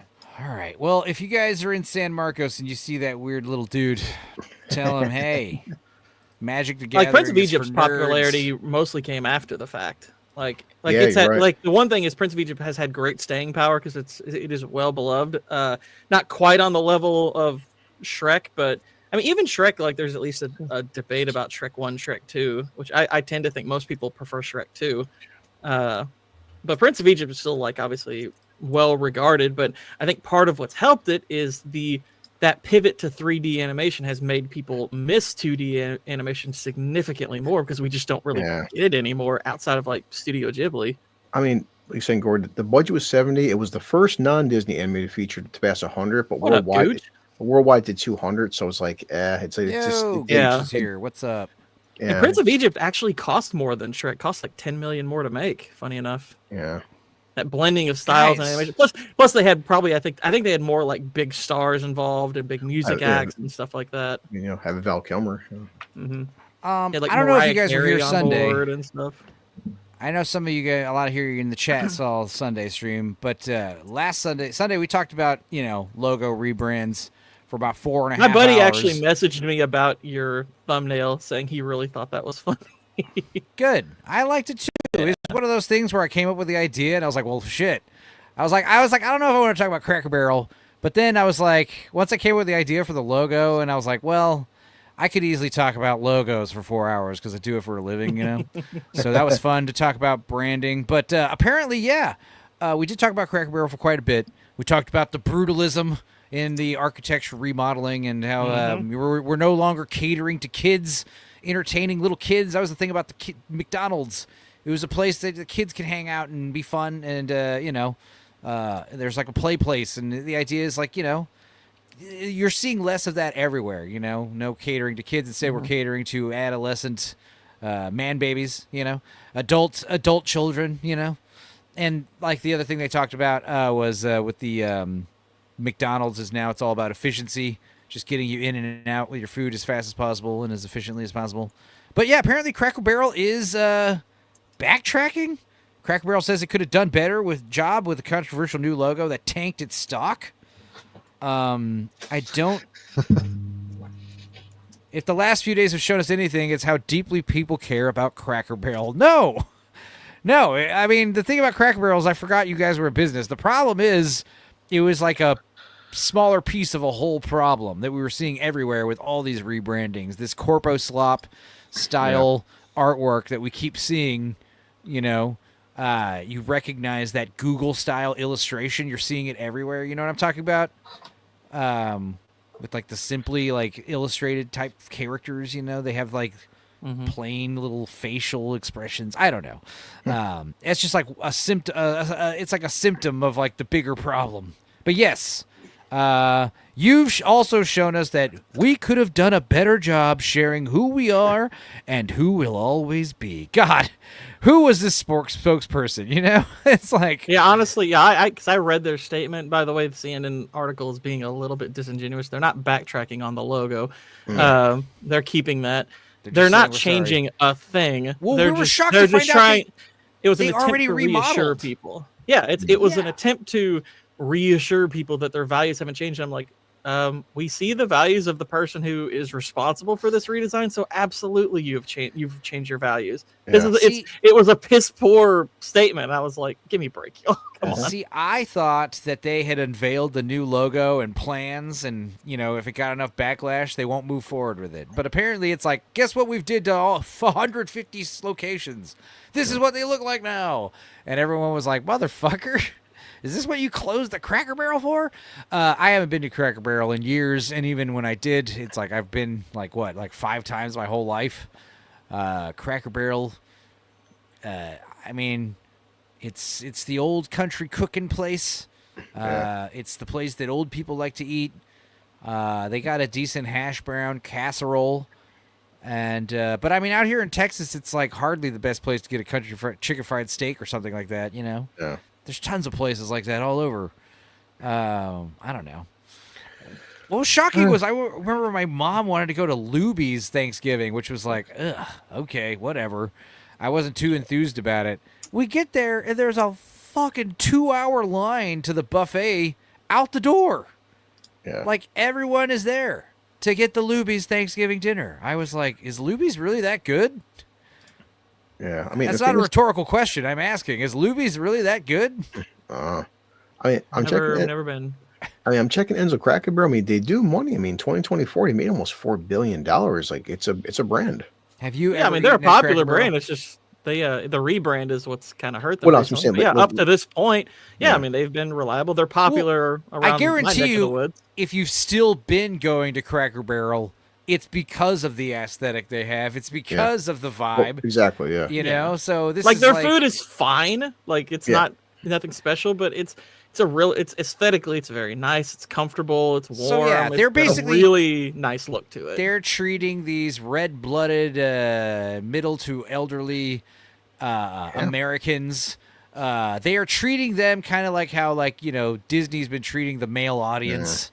You know, they're just like, fuck you, old timers. We don't want you anymore. We're going to go get hip crowd over here at Cracker Barrel. But then all the hipsters are like, we don't eat at Cracker Barrel, and we don't support Cracker Barrel. We think Cracker Barrel's like the enemy, you know? So now you're doing what they did. You're just alienating everybody from your stupid eatery, you know? Yeah. Like I said, there's a fucking 100 places to get chicken fried steaks out here in Texas. So, I mean... Yeah. Nobody's hurting for Cracker Barrel. To people, it's like I guess what's the end goal? Hey, we're not appealing to kids 15 and under. Well, you're already making $4 billion. What do you think that? Okay, now changing your logo is gonna make you go up to like 10 billion a year. It's not how business works. Well, we were talking about the kid stuff. You know, they're not catering to kids anymore, or making things more interesting to kids. And I brought up, I forgot what game Meg was worried about, because when they announced the rebrand, like the first thing she said is like, they better still have that little game. And I remembered it was the peg game. Like, they better still have that peg game. I don't even know what she's talking about, but it's apparently some little game that you play with pegs. It's like a little triangle. You put pegs in it. I don't know. It's like kind of like Chinese checkers or something. I don't know. But Cracker Barrel has this peg game. And, yeah, imagine if they do away with those. That'll apparently be a whole nother outrage. Anyway, I think we're done talking about Cracker Barrel for a while on this channel. It's definitely a hot topic because it's just yet another rebranding of like what was the call for it, why for. Is there a Cracker Barrel near me? I think I actually have about 4 of them near my house. God, yeah, they are widespread, aren't they? There is a Cracker Barrel in Houston, so that's probably like an hour away from me. I'm just thinking for the next Griftgasm. Philly Phil said for $150 I should do LSD if we raise that much money. And I'm into that, but I'm thinking for $200, maybe like I'll go to Cracker Barrel. Not on LSD, mind you. Do it on LSD. No, because no. Go to Cracker Barrel and order LSD. That's the real chat.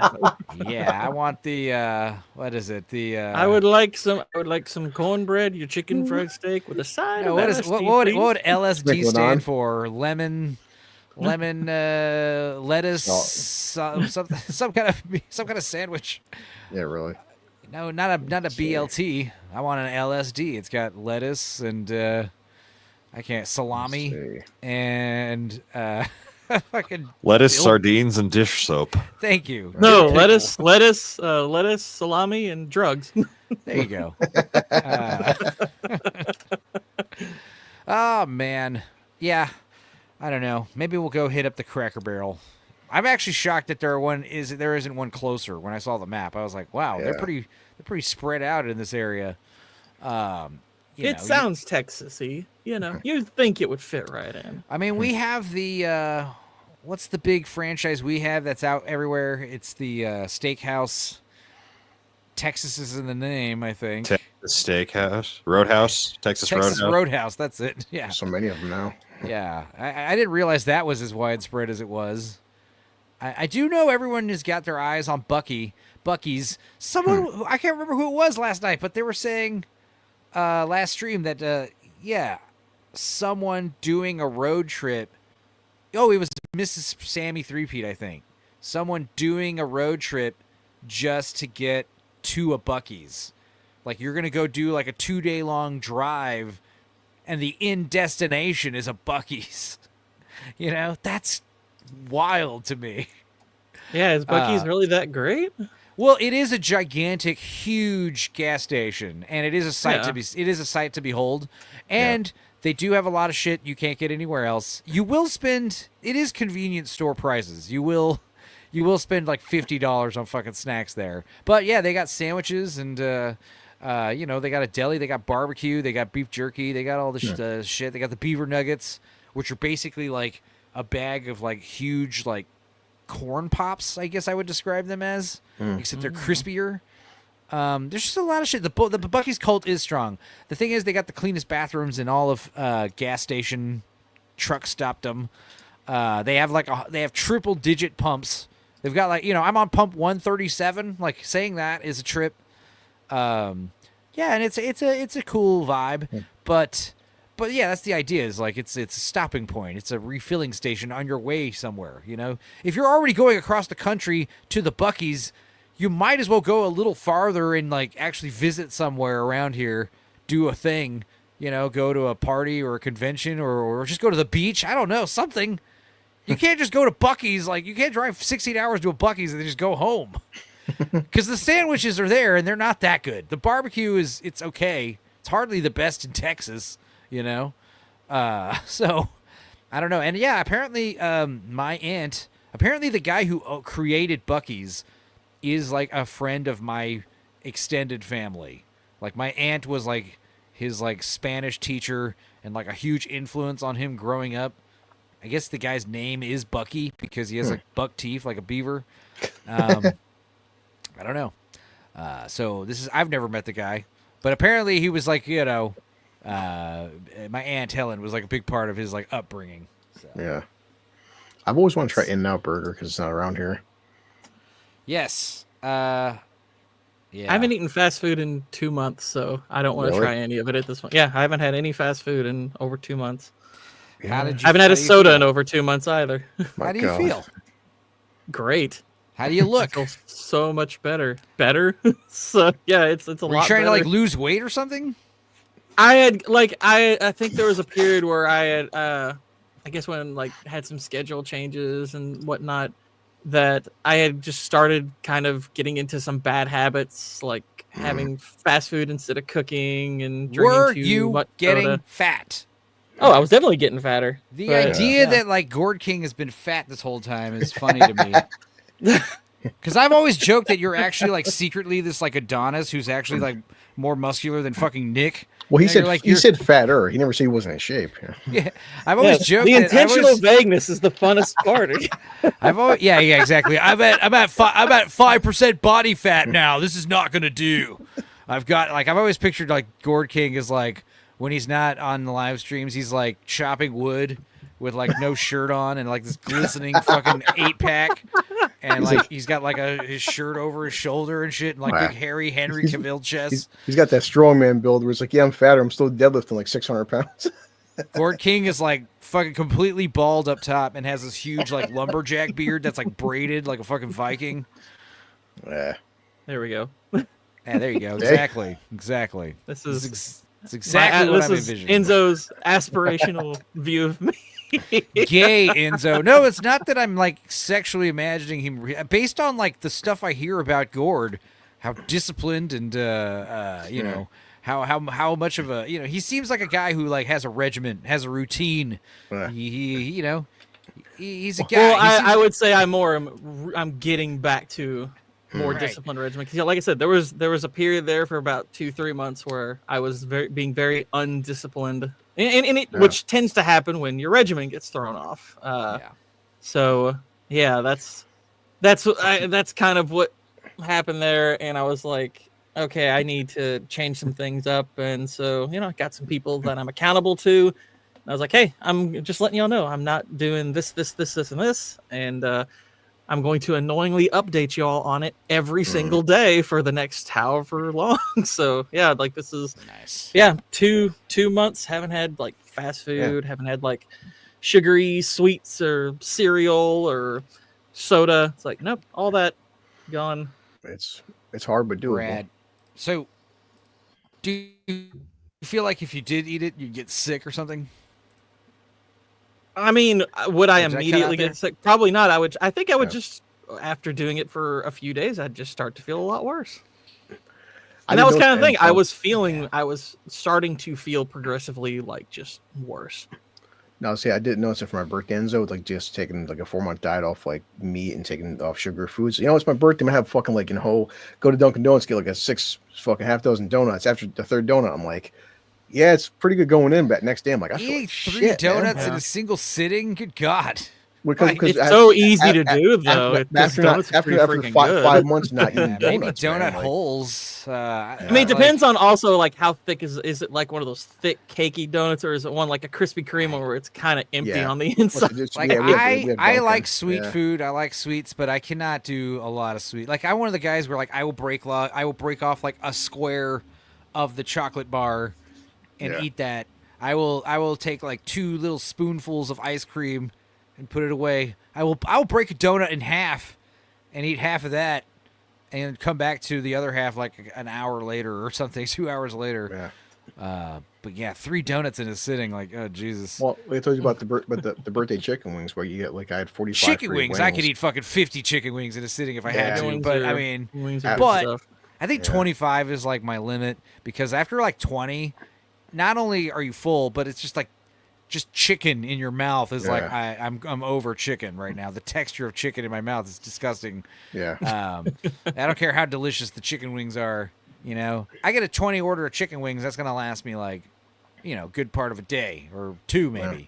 But the idea of like eating it all in one sitting, I've done it before. I've been on a few walls of flame. You know, eating 25 of like the super hot chicken wings. You know, and it's like you always see like, you know, they got your picture on the wall. This is at Pluckers, and there's some other spots, but you know, there's another place where it was like eat 4 of these super hot wings in like 10 minutes. And it's like, as soon as you eat it, I got the hiccups, and it's like, no, I can't do this now. I got the hiccups. It's not going to work. But getting on the wall of flame is funny because, like, you see all the pictures of everybody, 25 here, 50 here, 40, 30. And then, like, in first place every time, it's like some little Asian guy, real skinny little Asian guy. And he's like, this guy ate 179 wings in one sitting. You're like, what? You see those videos, you get every so angry. time. Yeah. Every time. It's always like some little Asian guy. I still to this day, like we my friend's house, Tony Enzo, went to New Hampshire. We had some edibles. We sat there all high. We watched The Great Outdoors. That fucking John Candy scene with the old 96. Yeah. Yeah. Have you guys ever watched like YouTubers who are like extreme eaters? Like most of them now are like super like muscular guys, and they like for their cheat day, they go you know, eat like a fuck ton of spicy ass food, you know, or something like that. Yeah, it's they some people they know how to convert calories into muscle mass, which I've never quite watched anything about like the science of how that's done, but clearly there's something to it. Heck, even Nick was talking about that last night on his stream. Yeah, they also like I've seen this guy, he like goes and he's just like, okay, this guy has like this place where it's like if I eat 20 burgers, I'll get $1,000. And it's like, and he'll do it. It's like, Jesus. You know? Well, definitely, Gord. You know what? It's just like it's about burning. Like if you eat 20 burgers and spend 12 hours driving versus 20 burgers and 12 hours out there doing blacktop, your body's just going to naturally burn off more. Well, that's the other thing with the contest eaters is like you have to eat as fast as possible because your body starts telling you you're full. You know. I can't watch contest eaters. I think it's so disgusting. It's like throwing up but going the other way. That's what it reminds me of. Right. I seriously get like I've watched maybe 2 minutes of a hot dog eating contest and I started to feel sick. I was like, this is disgusting. Like they're taking the quantity dipping it in water and going like that. Yeah. The quantity it felt stuff is borderline pornographic, and that's not merely because they were hot dogs. Other food eating content. I'm like, DJ Play Nice says he went to the Big Texan Steak Ranch in Amarillo that has the 72-ounce steak challenge. Didn't do the steak, no way. But there's that chick. I think her name is Molly something or other. She's the one who ate 3 of them. She not only ate it in the fastest time ever, she also ate 3 of them in the fastest time ever. And it's not just a huge steak. It's like a huge steak, a side salad, a baked potato, a shrimp cocktail, and like a little fucking bread roll. So you have to eat that times 3 faster than anyone ate 1 of them. Like, that's insane. And she's like this little chick dressed like the Unabomber, and she's like a meth head looking like, you know, crackhead looking girl. It's down to that point too. Like what point? Like food should be like everyone has nice steak. Yeah. Some like wine in the background. Dude, what she does is she takes like she grabs the steak with her bare hands, like, and just starts like pulling, like tearing hunks off, and then she like just like swallows it like a fucking boa constrictor, you know, with like water. Because again, that's the other thing is like. Chewing the food, like ways to not like to cheat that your body's telling you you're full, you know. It's the dunking buns in the water at the hot dog contest that make me want to hurl. I mean, you know, what's up, Scooby? I mean, the idea is your body will stop producing saliva after a while if you're swallowing too much. So you do have to like lots of water. It's just crazy. You know, it just I just wonder what like starving African children think of that kind of shit, you know, like, because you see those other assholes who are like, hey, I'm gonna buy, you know, $200 worth of tacos and give it to a homeless shelter and make fucking YouTube content out of it or Facebook content out of it. But at least they're giving it to a homeless shelter, you know. And I understand they guilt trip the restaurant into sometimes like footing the bill. Maybe they're not giving it to a homeless shelter, you know. You just say that you got $200 worth of tacos to yourself, But that's better than just like, hey, I'm going to eat a fucking. I saw this guy eat like like 20 pounds of like raw salmon sushi and rice. Oh god! And you're just like, the thing is, I like food like that. But when you eat a certain amount of it in one sitting, you won't like that food anymore, you know? Yeah. Like oysters. I like oysters, but if I had to eat 50 in a sitting, I probably wouldn't like them anymore, you know? Anyway, Gord King's got to bounce. What are you going to be up to?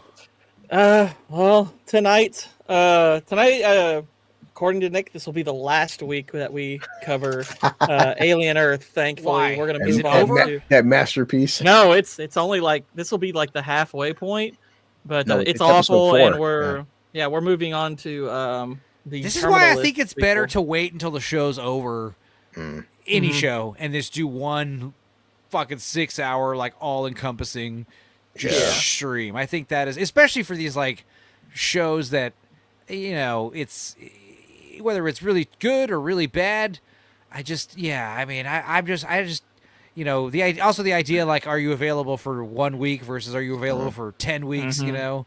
I just think that's just a better format. I am looking forward to new Terminal List. I'm hoping. And it's funny. Is I still need to watch the first season of that. Right. Really? I have not got around to watching it. Let me know how you feel about it. All right. But yeah, I'll be doing that tonight. I'm going to be doing a gaming stream here in a little bit, probably after I'm finished exercising, and then and if you're not aware in the chat, I'm rebuilding my movie channel. So This poor guy. Gord- YouTube hates the Gord King. Gord King, can you bench 135 pounds? I'm pretty sure I can. Yeah, with one pinky. Okay. I've heard. No, I mean, like I mostly do my workouts from home with my own weights and my own treadmill and all that stuff. But I'm fairly certain I'm a relatively strong person, you know. So I don't think I would have too much help with 135 pounds. I know I can bench 135, and I don't even work out. But like, apparently that fucking mayor guy, was funny. That's what he couldn't do 135. Dude, I have a shoulder surgery so I can bench 200. Oh, come on, son. Yeah, that was the fact that he went out there and did that, and he had to have someone help. I'm like, just don't do it. Just you're better off not like prep for that, and then go do it. It'll still come off. It'll come off better.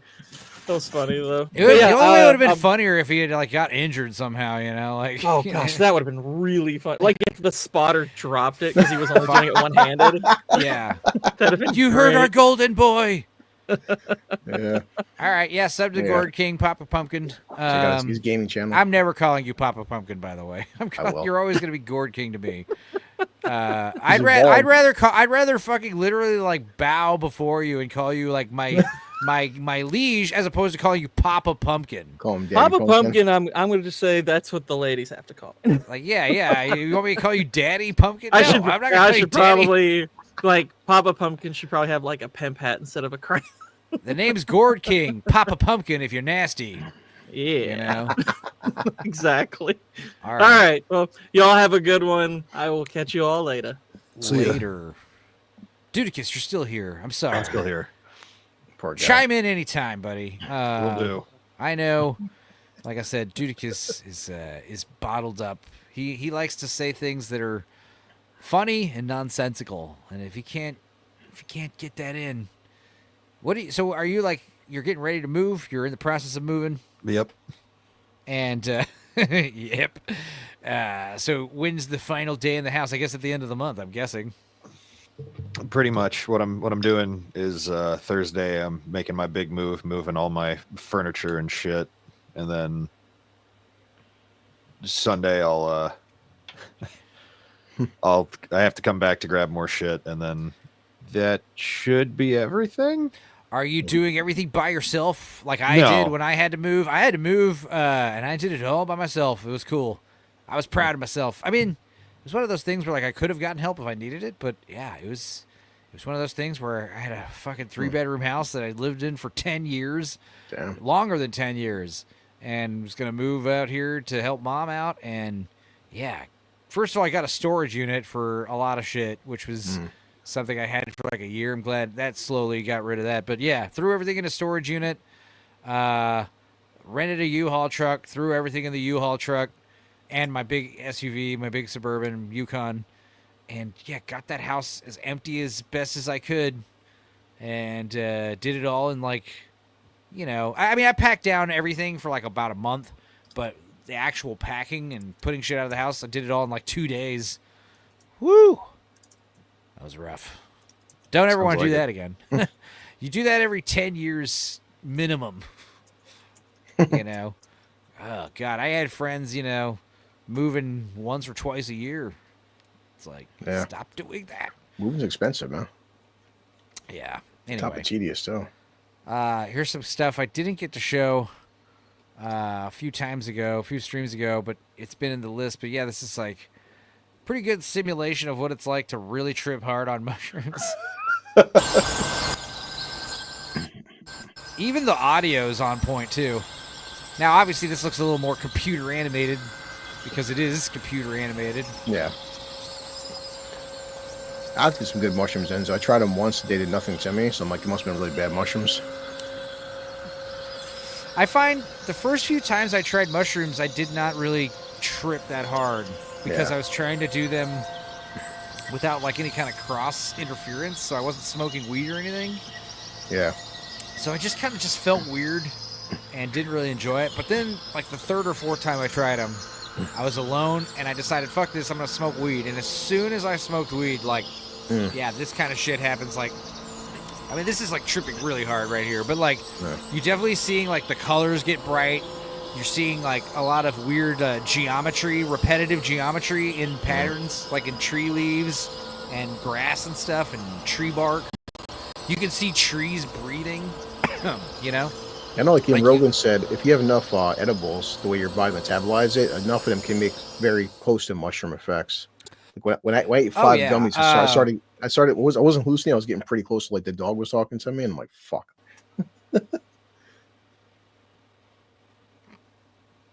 Yeah. Yo, cats totally know. Like, you are on like some kind of psychic connection when you're on hallucinogenics around cats. Yeah. It's very strange. Like they can tell just from looking at you. Yeah. When I had those going on with I had those 4 gummies, my mother's cat would not leave my side. She'd get me out. That's like I started getting scared of her. Wait. This fucking cat's trying to kill me. What is this? Cat. Well, I think Scooby said she wanted a link. I did send her that. But also Boosh sent me this saying, is this a Western Diamondback? And dare I say it looks like it. I would just say stay away from it anyway. Yeah, there's the snake. Yeah. Doing? Be careful with that thing. Danger noodles. I remember walking around the trails, Austin area. Like, I've seen a few snakes. Seen a few rattlesnakes. But one time, I saw a fucking rattlesnake that was like as wide and fat as like my leg. Wow. It was like across the whole road. Like his head was on one end and the tail was on another.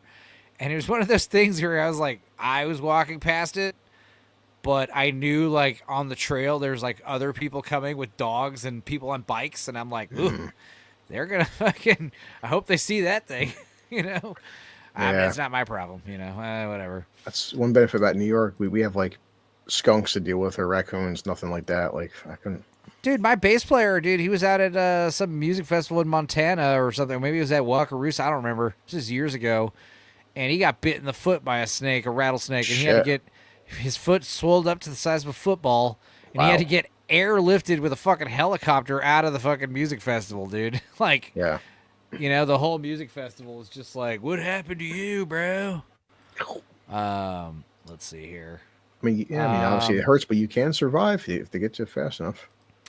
So anyway, let's close this.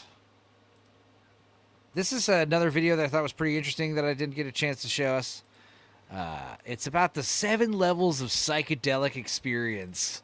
The 7 levels of tripping, according to this one guy, who I think is a tranny. I think this guy is a weird tranny named Josie Kins, who has done an insane amount of hallucinogenics based on what I am seeing from this guy's channel and this specific video. Also, Scooby has joined us. Hearing an echo. Hearing like a bit of. Are you there? No, yeah, I'm here. I'm on my phone. You fixed it. I think you just had to turn down your receiver collar. You got a new avatar here. This is cool. One of many. One of many. All right. Well, let's watch this for a bit. Hang on. Let's see here. good to see you guys. Good to see you. Hey there. This video showcases a scale I have developed for measuring and describing the intensity of psychedelic experiences, ranging from a subperceptual microdose to the complete obliteration of your ability to remain conscious and process information. This scale generally applies to many of the classical psychedelics, but there are still some psychedelic substances that are outliers in terms of their subjective effect profiles, or that may be less likely to induce certain states or effects regardless of the amount. Although this scale is the one I personally use when discussing the effects of most psychedelics, there are also some other intensity scales that have been created over time. Most notably, the Shulgin Rating Scale by famed psychedelic biochemist Alexander Shulgin, and Timothy Leary's 5 Levels of Psychedelic Experience, both of which helped inspire and inform my own scale. A primary motivation for my subjective effect documentation work is to improve our ability to communicate with each other about the experiences of altered states of consciousness, and describing the level of intensity for an experience is perhaps one of the more difficult or imprecise components of this work. Different people will have different effects at different levels of intensity and for different substances, especially when you take into account different levels of experience with psychedelics. That said, from my many years of exploring, writing about, and discussing the psychedelic experience, this scale is by far the most functional I've found for the purpose of measuring and describing psychedelic intensity. Finally, please keep in mind that most of the effects described at lower levels become proportionally more intense at higher levels, particularly visual and other sensory effects, though the cognitive enhancements at lower levels will more often than not begin to give way to cognitive impairments at higher levels, particularly in terms of concentration, short-term memory, and general comprehension. Okay, so with all that said, let's get into it. Here we go. Level 0. Subperceptual. A subperceptual psychedelic experience produces effects that are not yet consciously perceptible. Taking very small amounts of psychedelic compounds to reach subperceptual levels in an effort to promote focus, creativity, and improve mental health is often referred to as microdosing. What up, Dex? There has been some research into microdosing that seems to show some promise for certain effects, but also some limitations, and it's a topic we're looking at possibly delving into deeper. Okay, microdosing. You get it. Subtle. Yeah, level 0, microdosing. Level 1, subtle. This is a little bit. Experience produces sensory, cognitive, and physiological effects that are slight but just about perceptible. Subtle effects are mild enough to easily be ignored by directing your focus towards the external environment, and they may only be distinct or recognizable if you deliberately focus on them. The overall effect is essentially a sober headspace. Your typical experience of the world will be largely maintained, but with subtle cognitive and sensory Doctors are prescribing mushrooms alterations. for depression, and apparently it works. The specific effects of subtle psychedelic experiences may Could be include why I mild don't get versions of depressed. sensory enhancements, such as color enhancement, which makes colors look brighter and more saturated. Sensory distortion, such as visual drifting. Cognitive effects, such as focus enhancement. And See, I've done so many mushrooms and LSD over the years. Like, anytime I stare at a popcorn ceiling, I will get visual drifting. Like, sober. Like, I don't know if that's with you guys. But yeah, you can I just stare at a popcorn ceiling and eventually it will just start moving around. It's weird. I broke my brain. Intensification of emotions or music appreciation enhancements, and tactile effects such as paresthesia, which are spontaneous sensations like fuzziness, tingling, or warmth. DJ Play Nice says, I can't trip L like I used to. My younger brother was in San Diego Deadhead Family that vended liquided paper L on tour. That was the cleanest, most intense stuff I've ever done. Yeah, I've definitely had some pretty... I've definitely gone to... I want to say I've been definitely level 5, level 6 before. We'll get into that. Level 2. Mild. A mild psychedelic experience takes you slightly outside a purely sober headspace. Depending on the person's experience of psychedelics, personality, and whether they are focused on specific tasks or immersive activities, they may be able to suppress or ignore the effects. But someone who is embracing the experience will typically have a mild but noticeable alteration in their general experience of themselves or the world around them. Daxonar says, everything about this is imprecise. I think he does kind of start that off. Like, hey, this is based on what I've experienced, and I'm trying my best to catalog all this. But based on what I've experienced, like, nothing he's saying is wholly inaccurate. I mean, I'm sure there's, like, some leeway between these states and these simulated videos here. But, yeah, no, all this stuff is pretty accurate. In fact, when we start getting into the machine elves and stuff, it is pretty crazy how this guy has, like, animated a relatively good representation of what it's like to really trip balls on, like, DMT and stuff like that. So, Scoob's back. Device is not connected, though. I'll put her back in when she's ready. This level typically induces a range of weak but noticeable effects, such as closed-eye visuals of indistinct psychedelic geometry, ill-defined open-eye distortions, such as the appearance of slight trails behind moving objects or difficult-to-spot warping in textures, an increased inclination to introspect and analyze, and further but still mild perceived improvements in the clarity or acuity of the senses. I gotta say, this person's voice is kind of a deal breaker. But yes, Watcher X says, it bugs me when people take half a tab. Buy the ticket, take the heroic dose, enjoy the ride, or don't bother. Especially if it's your first time. Maybe. Yeah, I mean, the whole microdosing thing, I don't know. Just drink coffee, man. Like a normal person. Yeah, my phone crapped out on me. I was like, what? No, the phones usually do.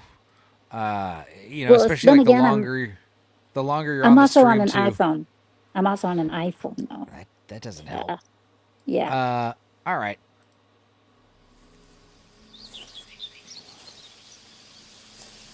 Continue with the trippiness. Yeah. Now, yeah, this kind of stuff, like, you see, like, weird geometric patterns and stuff that aren't there. I mean... For faces. Totally. That's like, yeah, the next phase. When you start seeing faces and shit. Trippy. It's the ghost. But yeah, color like saturation things like this. This is weird. It's not uncommon. Level 3. Moderate. Now this is, I would say, like 4 or 5 A moderate psychedelic grams. Experience induces a couple an hits overt, of acid. though not overwhelming psychedelic headspace, such that your experience of yourself and the world is distinctively altered. When taking a micro dot on of L and going to Vegas back in like 2009, 2010 maybe, walking around the strip of Vegas like tripping this hard was awesome. At this level, the effects and the nature of the substance become clear and defined enough that ignoring its action becomes difficult. But people are typically able to engage in regular behaviors and maintain the ability to communicate properly. But there will likely be noticeable impairments in concentration and short-term memory that may be overcome with effort. Right. So the idea is the first 2 phases, it's easier to, you know, hold it down and make it seem like you're not tripping. By phase 3, whatever this is, moderate, whatever this guy's calling it, yeah, it does get harder. And at the next phase, it's like you're not bothering. It'll be impossible to, like, you know, play it cool. Basically, you're tripping so hard. Moderate psychedelic experience can induce a range of well-defined sensory effects. These can include visual distortions, such as distinct traces following moving objects, symmetrical texture repetition, the external environment appearing to warp, melt, and flow. Colors in the environment may be not only brighter, but shift to a different hue. Distinctly present and complex, yet not overwhelming geometry may also be present within both a person's open and closed-eye vision. Alongside this, there may be more hallucinatory effects, such as pareidolia, which causes you to see patterns, objects, and faces embedded within textures or scenery, and daydreams accompanied by closed-eye imagery. In terms of cognitive states, there will often be increased feelings of spirituality, memory and concentration impairment, an increased tendency to notice or appreciate common or mundane things that you would normally ignore, and an increased tendency for your mind to wander from topic to topic and thought to thought. Yeah. It's also very common to have an increased tendency to perceive things as funny and to laugh very easily. Well, that's why talking on acid's so fun, because just like talking with Leon normally, it's like the tangents, talking with sometimes talking with me, like the tangents, the topic shifts, it's like nonstop. This is the kind of shit that happens to me when I'm put on morphine. Yeah, because you're tripping. And yeah, exactly, the topic, but also, yeah, just everything's hilarious. Like, not just hilarious, but like, that was a real eye-opener one time was, me and my cousin were tripping balls, laughing our asses off, and we were like writing down what was so funny and then reading it like the next day and be like, this is retarded, I was in the hospital one time and I was getting morphine, and my mom's trying to have a serious conversation with me, and she's like, "Is there something wrong? Are you okay?" I'm like, "I have no idea." Now's not the time to be having a serious conversation with me. Yeah, exactly. It was like my first time it was the first time I ever got morphine, and I was like, "Whoa." I'm confined to this wheelchair. Ha ha ha ha, says Boosh.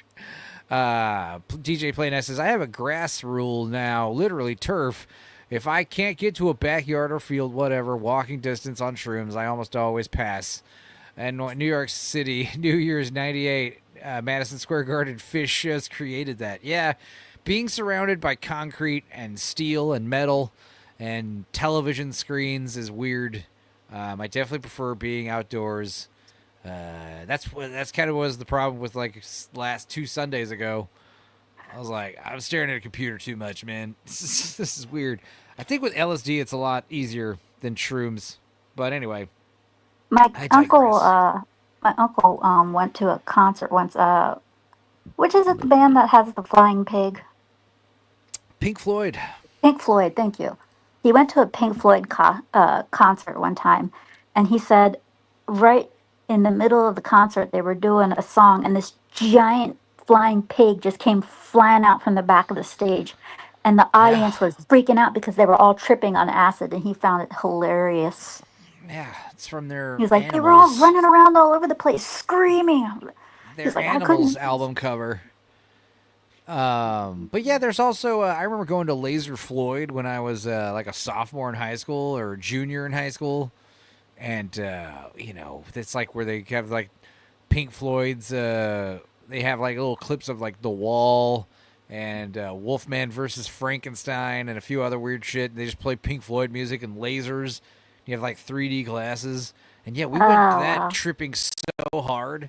That would have thrown me into a seizure. What's funny is the show's only like 2 hours long. So like, the show's like goes on for an hour and there's an intermission. You're like, holy crap, dude, I'm tripping hard. And then the show goes on for another hour and now the show's over. And you're like basically like peaking. And it's like, all right, time to get in your car. Get out. You have to leave. Leave the convention center. Get in your car. Go to the parking garage. Drive home. My Uncle Kiko, my Uncle Kiko, he was more of a marijuana stoner. But at the time he was like completely clean, and he was at the concert and he found everybody tripping on acid, just freaking out over that flying pig. Hilarious. Yeah. That's why they tell people at the there's videos of people at the Sphere in Las Vegas tripping, and like they like fall out of their chairs and shit because it's so intense. It's just hilarious. It's a common thing that happens there. I remember when we left the convention center tripping balls, like 16 years old. It's a miracle we made it home. We have to drive across town, and my guitar player at the time, his older brother's driving, and he's fucking tripping too. And I swear to God, dude, I remember like we were driving. It seemed like we were driving 90 miles an hour. We're definitely passing like everybody on the highway, and he's got his like foot out the window and his other foot on the gas pedal, and he's just driving like weaving through traffic. And we're like, dude, chill. And he's like, it's okay, bro. Just relax. You're still at the show. This is just a big 4-dimensional branch of the show, bro. Just enjoy the ride. And we're like, oh my God. And then we get to our buddy John Maloney's house, and he's hosting everybody. All these kids like high as balls on mushrooms and LSD coming to his mom's house. We're watching South Park, and John like threw up all over his fucking backseat of his own Jeep. Some other hilarious shit. Like, everyone's fucking fucked up, We're all here just drinking beer. And we're inside, like, watching a few episodes of South Park and just hanging out. And we realized, like, where's our guitar player's older brother? Where's the guy who drove us? And we go outside, and he's still just sitting in the driver's seat of his car. And he's been there for like maybe an hour, maybe longer. And we're like, yo, Jesse, are you okay? Are you coming in here? And he's like, nah, bro, I'm not all right. He just fucking pulls the car in reverse and drives away. And we're just like, what the fuck? So we're just stuck. We're going to hop on Lance's stream later? Yeah, in 2 hours. Okay. Yeah, tomorrow I'll stop in. I'm going to go see this Niza movie, so we'll see if it's any good. You're going to go fall victim to the Chinese propaganda. All right. It's fine. I'll let you know how it is. It looks like it's... Blue Collar. What's up? I don't know if you did you ever see Perfect Blue? The anime? It sounds so familiar. The anime. Well, yeah, it's being re-released in the theaters October 3rd. Okay. Cool. In case you're interested. It's been a while. English or Japanese? I do prefer the English version of that one. They didn't say. They didn't say. They only gave a release date and an announcement. I do like the English version. I know that's heresy. Nope, the very first time I saw it, I was like, "Is the person who made this on drugs?" No, yeah, that was one of my first DVDs I bought. You know. Yeah, like Stream Ratings. It says a cult classic is returning to traumatize new generation. I always just heard it was like if Alfred Hitchcock made an anime. You know, when I remember when it was out. I guess whenever it came out on DVD, I got it right away. I remember like the first batch of DVDs, like when DVDs were a thing. Like I guess DVDs became a thing around the late 90s, but by early 2000s, 2001, this is where like people started getting them. More DVDs were available. Yeah. And I remember by the time. Like, I remember, like, the first batch of DVDs I bought from, like, buy.com. I got, like, Salt Lake City Punk, I Married a Strange Person, Perfect Blue. There was just a few others. I think The Iron Giant was another early one I got. Like, it was crazy. I was just getting movies I had never seen before. Ghost Dog, Way of the Samurai, that was one I got first. I was just getting movies like, fuck it. Just buy it online, have it shipped to the house. Anyway, later, Blue. Tomorrow you want to still do Spaceballs, right? Yeah. Okay. Yeah, I'll be seeing Lance's chat in 2 hours. I'm going to check this movie out. Sounds good. I'll be in chat. Have fun. All right. You'll be in chat at the movies. Blue Collar does that. He'll be like, I'm going to go see this movie. Cool. And then he'll be like, all right, man, I'm in the movie, and this scene just happened. And I'm like, dude. The very first time I saw Perfect Blue, I was in my Japanese class, and one of my friends comes up to me and they said, "Hey, after class, you wanna we'll go over to your place. We can watch Perfect Blue because we usually have like a guy or a girl." It was like a group of us, but anyways, so they were like, "Hey, let's get together and we'll watch Perfect Blue," and I've never seen it before. And yeah, they already had, and they were like, "You'll love it, you'll love it." I watched it. I was like, "What the hell did I just see? Was the person who made this on crack?" Yeah. And they were like, "Oh, you have to watch it a second time. You'll get it a second time." I'm like, "I better, because I have no idea what I just saw. I didn't get any of it." I watched it a second time. I was like, "Okay, yeah, the person who did this was on crack." Dude, yeah, wait till you watch Millennium Actress. That's I did see that. I saw that. Again, I was lost. I was like, what? I love the Satoshi Kon movies. I love them all. Yeah, Millennium Actress, Tokyo Godfathers. I've talked about that one at great length on this channel. Tokyo Godfather was actually pretty cool. I did like that one. I love that one. Paprika. All right, are you on your phone, Scooby? We might be getting a little bit of a. It went away. But yes, there was like a little tiny echo. Anyway, let's continue with this moderate tripping, because we're about to get in. Forgive me. I am at my brother's. You're all fine. With my nieces, and I was like, "Oh, you're on." I was like, "I need some sort of adult stimulation." All right. Your proprioception, or your internal sense of the position of your body, can be distorted, and you may perceive your own body as heavier or lighter than usual. You may experience a body high that causes movements or physical touch to be unusually pleasurable, in addition to increased paresthesia.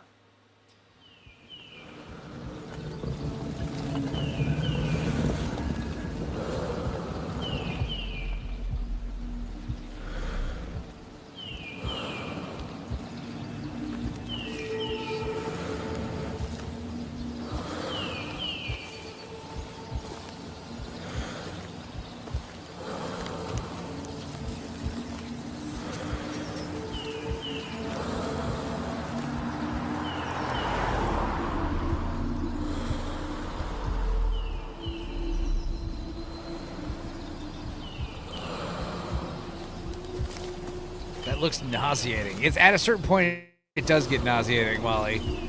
Like, once you start yeah, the ayahuasca tripping and stuff like that, like vomiting and diarrhea is like normal. It's like, ew. This is No reminding me. This is reminding me of Terrifier. Yeah. Yeah, because Wait, there's the movie. Yeah, because there's a Level scene in 4. there. There's a scene in there where a girl is in a dance club tripping on Molly. And, Oh yeah, I remember. Yeah, and she's in a dance club, and like the scene is like distorting, slowing down, getting faster, slowing down, getting faster, distorted all over the place. And she's like, I want to feel everything. I want to be inside everything. Is that Terrifier 2? Which Terrifier Yes. is this? Yes, Terrifier 2. Okay. Yeah, I recommend the movie Climax, or Enter the Void's another good one. But Enter the Void is like kind of like a trippy look into what happens after you die. But the same director made Climax, and that was the one where this dance club, they're like having a big party lock-in, and it's a blizzard outside. They're in France. It's like the late 80s, and there's like someone spikes the punch with a shitload of LSD, and it just descends into insanity. That one is like a movie where you start getting like stressed out watching it. You know, you gotta pause it. It gets really intense. This is like, yeah, strong. I've definitely like been at this level before. Strong. A strong psychedelic experience creates a fully immersive headspace that significantly alters a person's experience of the world and of themselves. A person in a strong psychedelic experience may be disinclined to speak or may have speaking patterns that are noticeably different from their sober state. They may also be disinclined to engage in activities or have great difficulty performing tasks due to impairments in concentration, short-term memory, and motor control. I've like bartended at like raves, like volunteer wise. You know, it's not my job or anything. It's just like, hey, some people want some drinks. Make some drinks for some people. I've done that this high before. Have you seen the movie Soul Plane? With Snoop Dogg? I'm afraid not. There's a scene where Snoop Dogg, he's like one of the pilots of the plane, and the assistant pilot is like a legitimate pilot, but he's got these mushrooms with him, and Snoop Dogg discovers them. He's like, dude, you have some shrooms? Why didn't you tell me? Let's do some. And the pilot's like, no. Those are very strong Jamaican shrooms. You don't want to touch them. They're very strong. I take them for my hemorrhoids. And he goes, there's no such thing as too strong. He's like, there's no such thing as a shroom that's too strong. And he takes it and goes comatose. Yeah, that's spoilers. That is level 7. When you're tripped so hard you go unconscious. So yeah, he did. No he benefit went for that. unconscious so fast. He was like right out. At this level, the effects are powerful enough that a person will become fully engaged in the psychedelic experience, whether they wish to be or not. Strong psychedelic experiences often affect a person's present ego or self-perception. You might perceive yourself as more youthful, less connected to the mundane world, or more primal or animalistic. Your ego or personal biases can be suppressed, which can contribute to new realizations or ideas. What up, AJ? You might have a tendency to view things as important, special, or meaningful just based on a feeling. Your ability to think clearly and quickly will be reduced. This kind of shit right here where you're like, you know, I'm going to walk down this trail in these woods and like you're tripping so hard, it becomes difficult to even like see where you're going. Like I'd be smacking in the trees. Think clearly and quickly will be reduced, but the thoughts you have will often seem very significant. Strong level visual effects will also become increasingly complex. Extremely complex psychedelic geometry may be visible within the external environment with your eyes open, which can begin to partially obscure your surroundings, making it quite difficult to see clearly. Yeah, hardest I ever tripped on mushrooms as a Razorhead was I had to lay down and shut my eyes for 2 hours, Lamau. I was fully awake, talking to people and chilling. I just couldn't open my eyes because it made me nauseous to open them. The other thing is like you have to, you're tripping so hard, you have to keep dancing Like if there's music playing, like if you stop dancing, you'll get nauseous. So you just have to just keep like fucking gyrating and rhythmically like just moving around. It's crazy. If you close your eyes, this complex and colorful psychedelic geometry will be even more distinct, continuously rotating and shifting along multiple dimensions simultaneously behind your eyelids.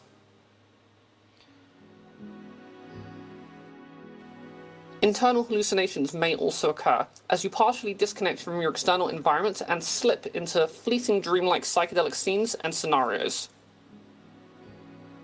Objects in your environment may appear to transform or become distorted beyond recognition.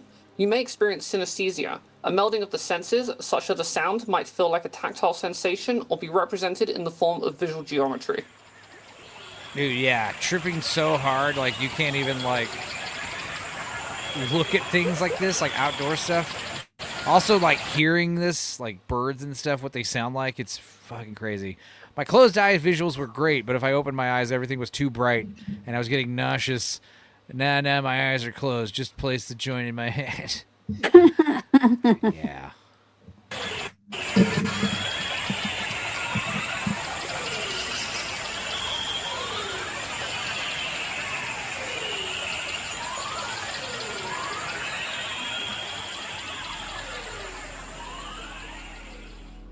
Yeah, this next... Level 5. Heavy. This next level is like, if you've ever blasted off on DMT, or done like... Yeah, I think that's... this is what we're getting there. That's like the type of shit you see on a blacklight poster, Hot Topic. I mean, it's crazy because like you could tell like whoever animated this, you know, has done this a lot, because we're going to see the machine elves in a second. A heavy psychedelic experience is the upper limits of practical psychedelia.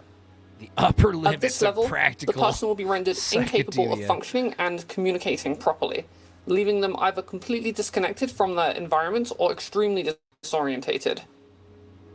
A person in this state will have their experience of the world and themselves completely transformed into something entirely outside These of are the Alex mundane. Gray paintings, so, you know, that guy It's also like I'm took watching a lot of Doctor drugs. Strange again. Typically induce a Well, yeah, Alex Gray took a lot of drugs and painted a lot of crazy shit, so, wide range of all-consuming effects, such as breaking through into a space that is comprised They've had of effects like this in unfathomably Doctor intricate Strange. geometric patterns yeah, and this hallucinatory fucking states. guy, though, these type of people, these little elves that you see, a lot of times, like, I feel like the machine elves are, like, it's almost as if they're, like, pulling back a curtain, and you're seeing, like, all the inner workings, all the machinery, like, behind the fabric of space-time, you know? And they're kind of just, like, showing you, like, hey, like, as if they were able to take a curtain open, and then you see all this crazy inner workings and shit. You're like, what?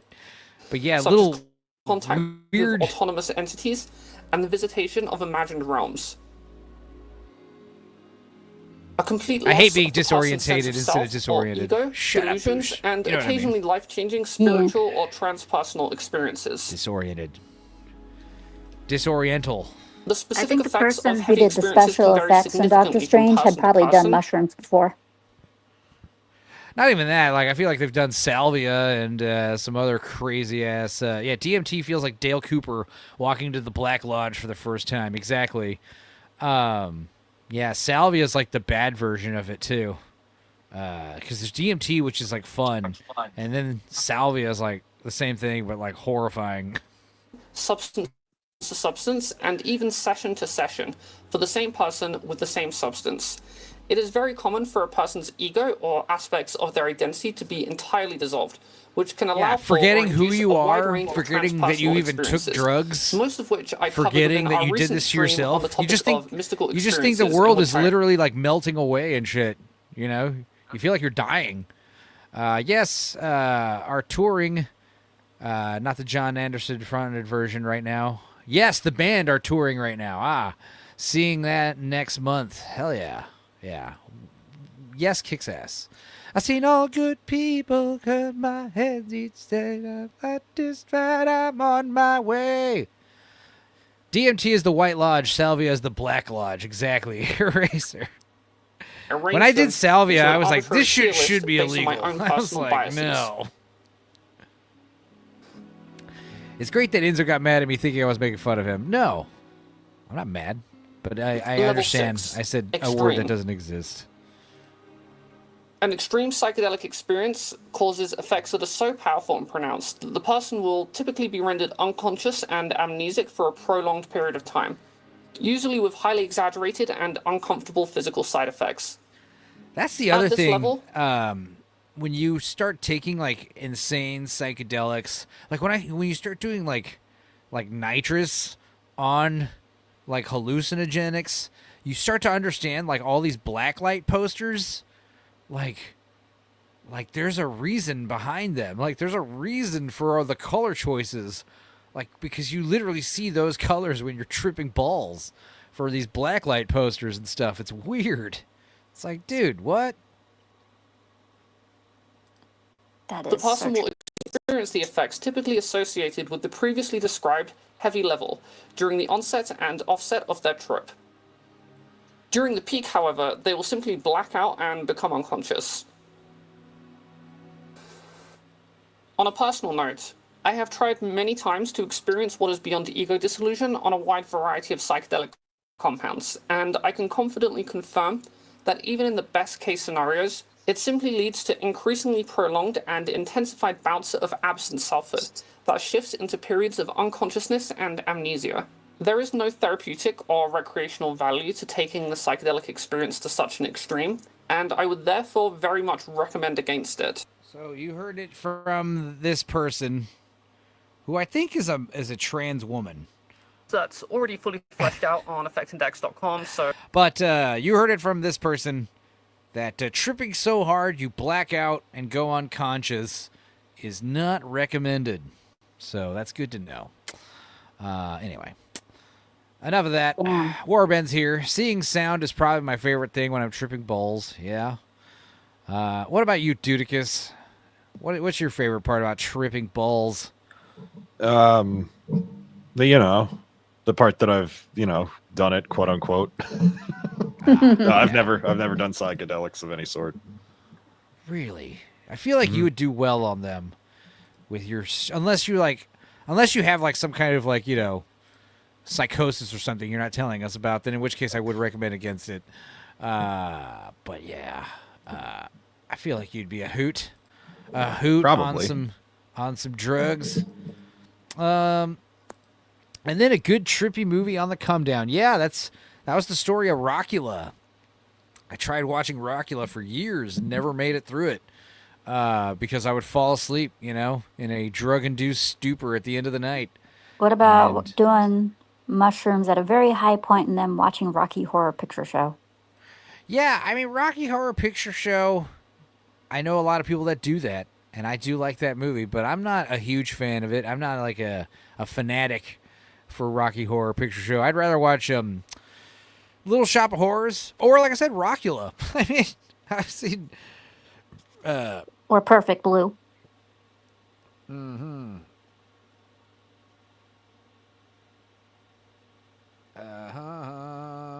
Went to get All right, I need to hop off and get to work.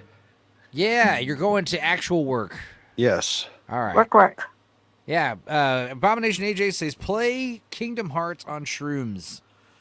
I would have to agree with that. I think that would be a good... I've never done that. I've never even played Kingdom Hearts. Let's get Dudicus monetized. And if he gets monetized, he's only got, like, what, 400 subs to go? And I'm sure you're there in watch hours already. I bet you're close on watch hours. I wouldn't be surprised. It's like 1,000 watch hours? It's like 4,000. Yeah, I thought it was 3,000. Still, Dudicus is probably closer than he thinks. Probably. But yes, we need subs. Make sure you guys sub to Dudicus. He's funny when he plays video games too. As opposed to some video gamers who just kind of narrate what they're doing. Dudicus provides hilarious jabs at the game. He will also do voices and read the story. It's like story time with Dudicus playing Kingdom Hearts. For me, it's like freaking throwing if you're watching me game, I'm freaking throwing the controller, raging at the screen. That's what you're getting from me. He apparently he gets not that bad, but apparently there are moments that people like where he's losing his cool a little. What Creamage? I think it was Creamage. Was it Creamage or Argon asking me to ask you about something that happened involving some kind of lore on your gaming? I can't remember. It wasn't about poo. It wasn't about. It was something similar. It was kind of in the same vein of like Sovereign Citizen poo. Was it something Mickey? Yeah, something about Mickey Mouse. That one's not quite as solid, just as in terms of a concept. It's basically there's a scene where Mickey Mouse runs on screen, says a thing, and then fucks off. So we just had him say, "It's like, don't trust the deep state. Bye." What? What do you mean? That coming, dude, Mickey is the deep state. What are you talking about? Like, yeah. Oh man. All right, Judicus, we'll get the hell out of here. Go to work. Sell booze to a bunch of fucking winos. Subscribe to Dudicus. Yeah. Dudicus Trogdor on YouTube. Is that it? No, it's just Dudicus. It's the one with the most. I might throw the Trogdor thing on the end soon because I should probably differentiate myself from the 5 other Dudicus channels. Oh, you got Dudicus 5587? Yeah. Yeah, Dudicus Trogdor. That would probably work to your advantage. Having a handle without numbers in it really does help. Unless it's 01, like Scooby Pup. That helps. Well, it's one of those things where, like, that's my, like, user. That's your PIN number? I got you. Yeah, and then my actual channel is just Dudicus, so I don't get how that shit works. But I'm saying 5587 is your PIN number in case I ever have your debit card. Get to know. Pretty much. Cool. Or no, your birthday was the 55 month of 87. I got you. Yes. All right. Wait, are you born on Cinco de Mayo? No, that's not what that means, does it? No. I was like, wait, how the fuck how are you not addicted to margaritas? All right, man. Get out of here. See you later. And Scooby, what do you got coming up? So tomorrow I will start up on the Barcade again. Just like I said, when it comes to I do game streams, which is what the Barcade is known as. I do Scooby Pup reviews, and I'm waiting on Piranha Pout to finish up Scarlet Nexus to do any game reviews. Okay. Because I'm gonna do that with her. I'm not wrapping up the stream. I think I'm still gonna go for another 90 minutes, but I do need to check on Mother for a second. Yeah. So I'm gonna play a video just for a couple minutes. I'll finish off with so this Saturday, 5 p.m. Eastern, Scooby Pups podcast, Furious Dan, come check it out. Tomorrow, Scooby Pups Barcade, sometime most likely in the afternoon. Actually, no, wait, not even the afternoon, more like in the evening. I will be doing Scooby Pups Barcade, picking up where I left off on Wu Chang. And if you have been watching the Wu Chang videos, you will notice that I have been raging, yelling, screaming, throwing controllers and stuff all of the time during the videos. God. They're very entertaining. So come check those out. All right. Well, like I said, let me play a little video for us. Maybe I should play something we haven't seen. That might be a good idea. I just got to play a little something while I go check, see what's going on here inside the house. I will linger. If you want me to, I can linger. No, I know. You will linger. But at the same time, I feel like there's other shit here. I guess we could watch another... Oh, no, let's do... This is interesting. Let's do this. We're going to do this. This is a 1960s Motown version of Kanye West's hit new song, You Know the One. We're going to play that. And I guess you guys can tell me what you guys think about it. All right, let's see here. I'm just going to bounce this.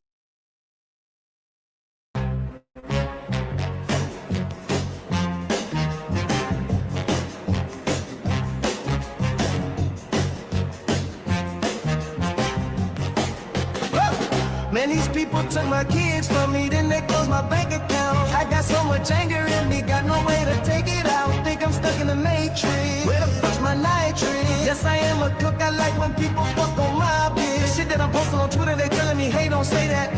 Now niggas can't see me in public, I'm driving the Arco Maybach. With all of the money and fame, I still can't get my kids back. With all of the money and fame, I still don't get to see my children. Niggas see my Twitter, but they don't see how I be feeling. So I became a Nazi, yeah, bitch, I'm the feeling.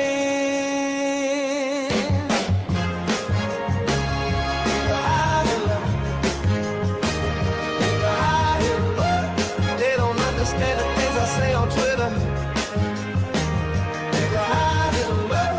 They don't understand the things I say on Twitter. All my niggas lost. Nigga, high Hitler. High Hitler. Nigga, high Hitler. All my niggas lost. Nigga, high Hitler. She wanna fuck in Japan. I put the chrome on the Benz. Nigga, high Hitler. She reaching out of my pants. She got the world in her hands. Nigga, high Hitler. Nigga, high Hitler. Nigga, high Hitler. All my niggas Nazis, nigga, high Hitler. Nigga, high Hitler. Nigga, high Hitler. Nigga, high Hitler. All my niggas Nazis, nigga, high Hitler. Nigga, high Hitler.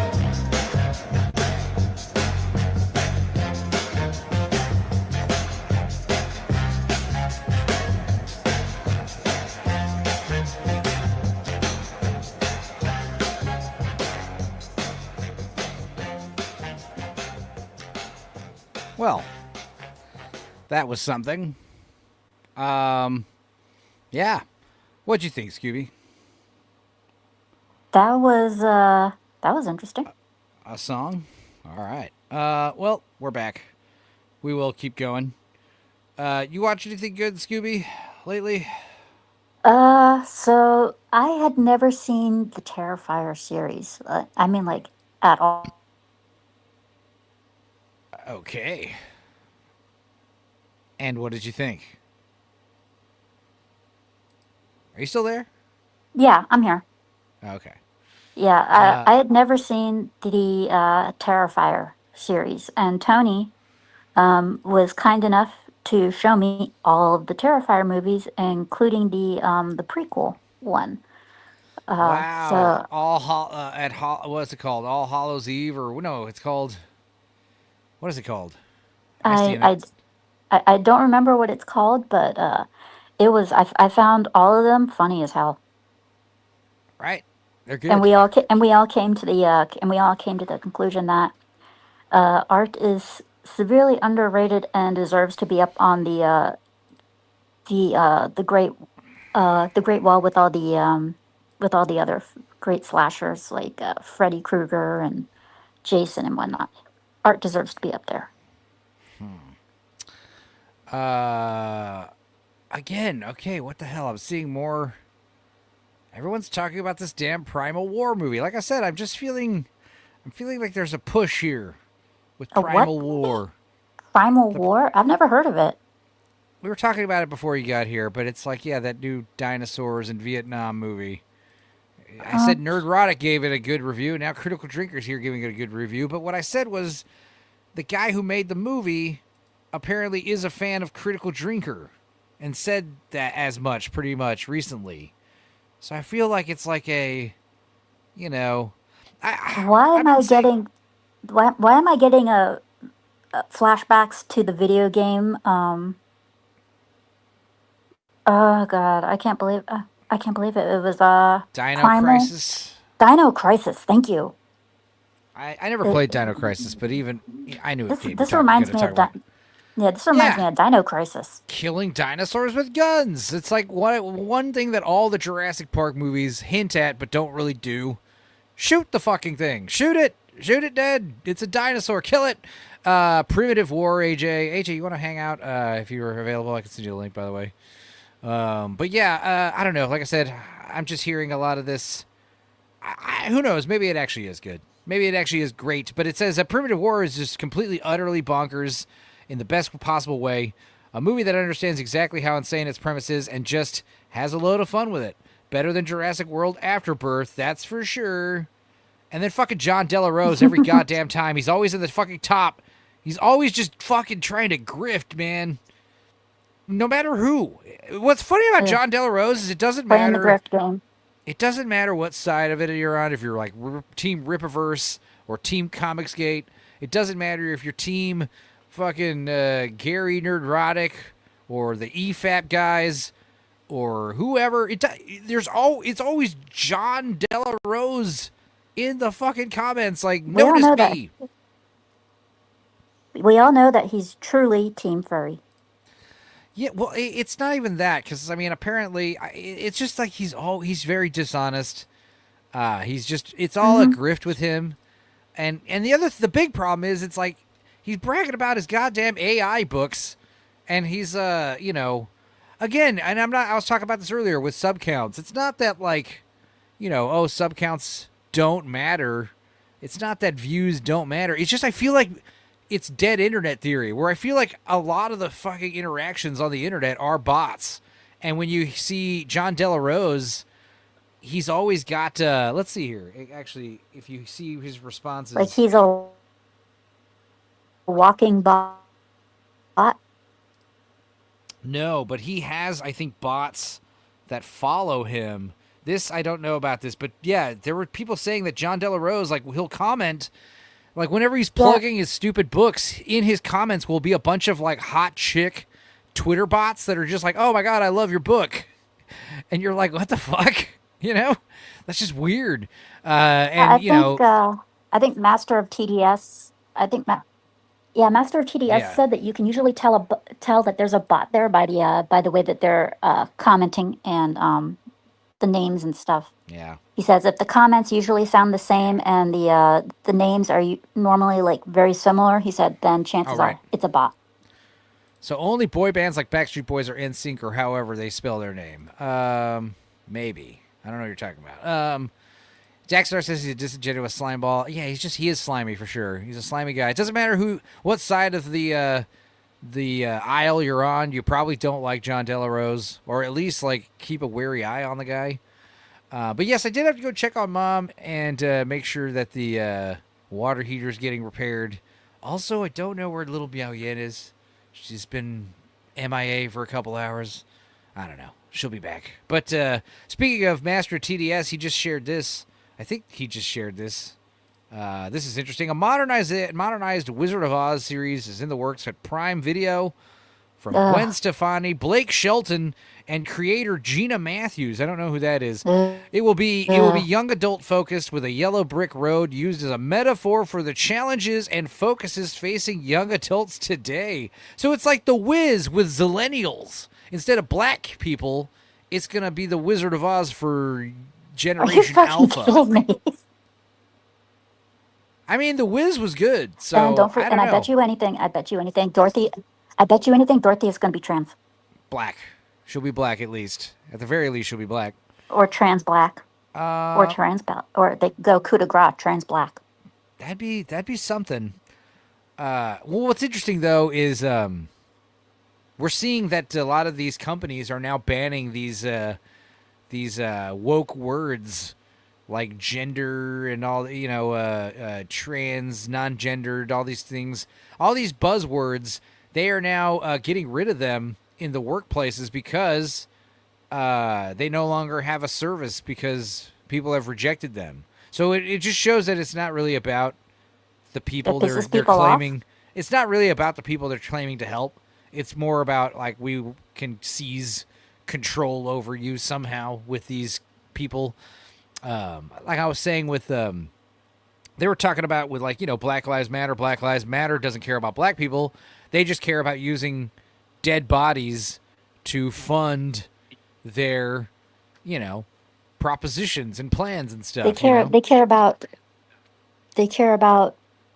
pushing the message, even though they don't give a shit about the message. Right, exactly. It's like, oh, this person died, so let's create outrage, and this person died, so we will generate income in the form of donations and stuff. And we'll have we'll have everything written down on a street and everything, and then it's never about helping anybody. Yeah, and then of course the Yeah, Black this Lives honestly, Matter. What that's the same happens? thing I It was gets talking stripped about. from the street. We're talking about the Rippaverse and the comic book stuff and you know these what were the way it was being described is like you realize like people aren't buying these comic books or these stories or these books or whatever. They're not buying them because they're, you know, actually comic book fans. They're buying them because they're YouTube fans, and these are just like, I've heard them described as cultural war bonds. So like Primitive War, for instance, back to this movie, it's not the fact that it's a good movie. It might be a shitty movie, but we're going to give it bonus points because the guy who made this movie intentionally like hates woke movies and doesn't want any messaging in this movie. So therefore the movie's going to get bonus points because it's like on our side politically, or we're going to go support it in the theaters and paid for tickets because not because I want to see this movie with dinosaurs fighting soldiers. It's more the fact that I want to, you know, give an FU to Disney. And I was like, yeah, you know, it should be that you just want to go see the dinosaur movie. That's because, like I said, then these products just become cultural war bonds. So we got the culture war, and you're just kind of flexing like I was on the right side of the culture war because I bought, you know, Rippa magazine, Rippa comics or whatever. You know, I was on the right side because I supported this Indiegogo whatever. Now, I'm not gonna lie. When I first saw the picture, the guy on the left, at first sight, just from the blink of an eye, I thought it was Pedro Pascal. It would have been funny if it was, but also, yeah, financially backing the opponents of Disney. Exactly. Way. It's not really about like the product they're making. It's more about who's making the product, you know?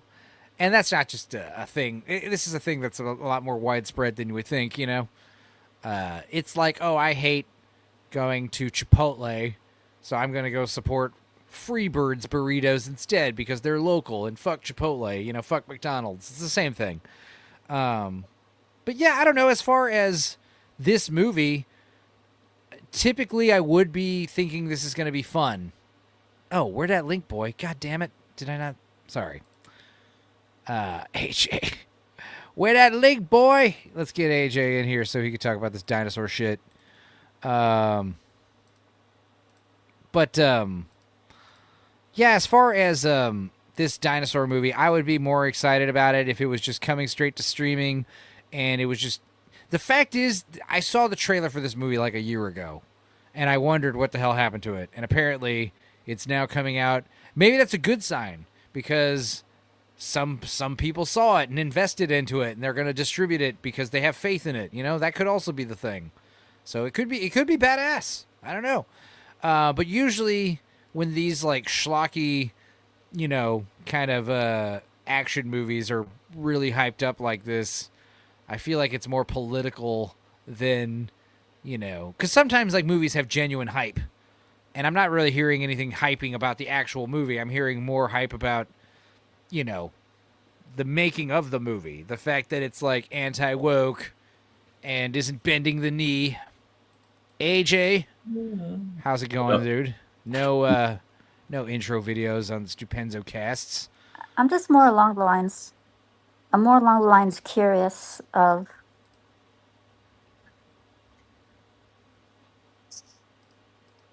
What you curious about, Scooby? I think you cut out of there, Scoobs. Anyway, AJ, what are you up to? I said I was curious about whether or not how much it's going to be like Sharknado. This seems less hokey, but this seems like, see, Primal War. Is it Primitive War or Primal War? It's seeming like it's Primitive War. Primitive War. It's seeming like it's trying to be good. So if it's bad, that's actually better. Because I actually prefer bad on accident. You know, those are always fun when they just like really. But you know, based on what I saw of the trailer, you know, it seems competently made. But you know, it's like these are standard operating procedures for indie movies, lower budget movies. It's a bunch of people wandering around the fucking the woods during the day. Maybe there's a few night scenes, but like you film it during in the woods or the jungle during the day because you're outdoors. You don't need lighting. It's like you don't need to build sets. You know, this is a standard trope for first-time or indie filmmakers. This is why Westerns are always popular. Post-apocalyptic movies, you know, we're running around the wilderness, you know. AJ, I watched Red Sonja last night, the new one, and it was bad. I know nothing about it, man. That? It was bad. Sucked. I mean, it was fun to watch. But yeah, I'll talk about it in greater detail on Lance's show. But yeah, again, a lot of walking around outside during the day. But this movie did have some cool, you know, cyclopses and stuff and baboon men. Movie looks like it had a decent budget. Primal War, yeah. The dinosaurs looked cool. They have the cool like feathers and you know, all that cool shit, all the colors and stuff. I like the brightly colored dinosaurs. Ever since Jurassic Park, like all dinosaurs are like fucking brown. You know what? As far as the when you talking about that budget, it would make cool. Oh, Scooby, you cutting out and shit. You but I said, as far as the budget, man, I am sorry. I am on my cell phone. We can tell.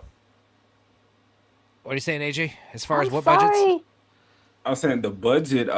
It makes sense that they, I guess, use that money or utilize it in different areas because the CG usually for a shit independent movie. I'm not gonna say shit, but you get what I'm saying. Like a low budget independent movie or whatever, like some sci-fi thing. The CGI usually is terrible, but this shit looks great. It looks very. I saw the trailer and it seems like a lot of it. Like how much of this is like, you know, AI or AI assisted? You know, we're getting to that point where it's like the special effects are becoming more available in people's hands, you know.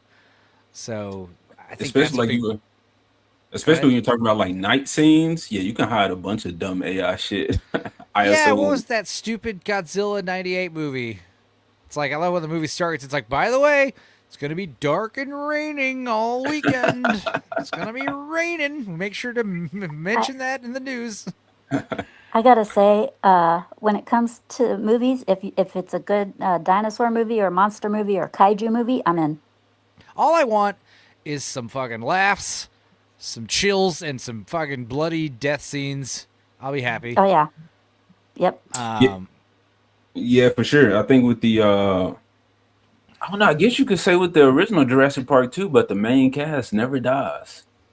Is that true? Yeah, I mean, Jurassic Park, I mean, I think there's like 3 or 4 people die, you know? I mean, you got a lot of people will survive, you know? The majority of everybody survives. You got the lawyer, Samuel L. Jackson, Dennis Nedry, who else? The lawyer, Muldoon. the lawyer gets eaten by... Right. Yeah, the lawyer gets eaten by the Tyrannosaurus Rex while he's sitting on the toilet. That's 4 people that have died. That's about it, I think. Besides the nobodies in the beginning with an employee. Oh yeah, he's the first employee. He's the guy that incites the one guy whole thing. All right, so first guy with the raptor. Yeah, he's lawyer gets bitten in half. Yeah. Muldoon is the raptor hunter. He gets killed by a raptor. Then there's Samuel L. Jackson. He gets killed by raptors. And then the other one was I said it. Samuel L. Jackson was in the first one. Yes. Did you say Dennis again? Dennis Nedry, thank you. Yes, Dilophosaurus. With the Dilopha. 5 people die in that movie. That's it. And that was the thing about the new one. I thought the new one would have been way better if everyone died except for the family, including the boyfriend. The boyfriend dies too. If just like the dad and his 2 daughters were the only survivors, that would have been way better. Way more hardcore. But I did like the new one. I mean, I thought it was C. I thought it was a good C+. It was better than the last 2 by miles. And again, we had some cool dinosaurs, like colorful dinosaurs. That was something I liked about it. Of course, the competence, you know, with the product. So, like, objective critique. I think you know what I'm trying to say. Like, sure, the movie has that, but do you think it also... Because I didn't watch it, so I don't definitely know. Do you think it gets points, or do you think it tried to, move away from the originals and try to become its own thing? See, not its own thing, but you get what I'm saying. Another story in a Jurassic Park world. I said, if you had called this movie Dinosaur Island, you know, and made it its own franchise, I think it would have worked better. Because they kind of retconned the last movie, or at least the ending of the last movie. They kind of just write it off. And then, yeah, exactly. It's like, it doesn't really matter. Like, you don't, like, trying to explain how the dinosaurs spread all over the equator is more difficult than just saying, it's a new movie. Dinosaur Island. Due to Jurassic Park style, lab experiments, we have dinosaurs running around the earth. It's not necessarily John Hammond and company, but... I mean, technically that's what they did with the second one. In the sequel to Jurassic Park, the second one. They went to that one island where they did the first experiments. Well, yeah, there's 2 islands, which was silly. That doesn't make any sense. We have one island where we put the baby dinosaurs and they grow and raise like in a wild preserve. How the fuck do you grab them and move them to the other island? Like, that seems like very dangerous and unnecessary. You have to fly them across the ocean? What happens if your fucking plane or your boat crashes? You have a dinosaur running around. These dinosaurs are also like top secret animals. I mean, there's a lot of problems with just the setup of Jurassic World or Jurassic Park: The Lost World. But I think that's doable though, man. You can easily explain, especially if you don't have like like they didn't create.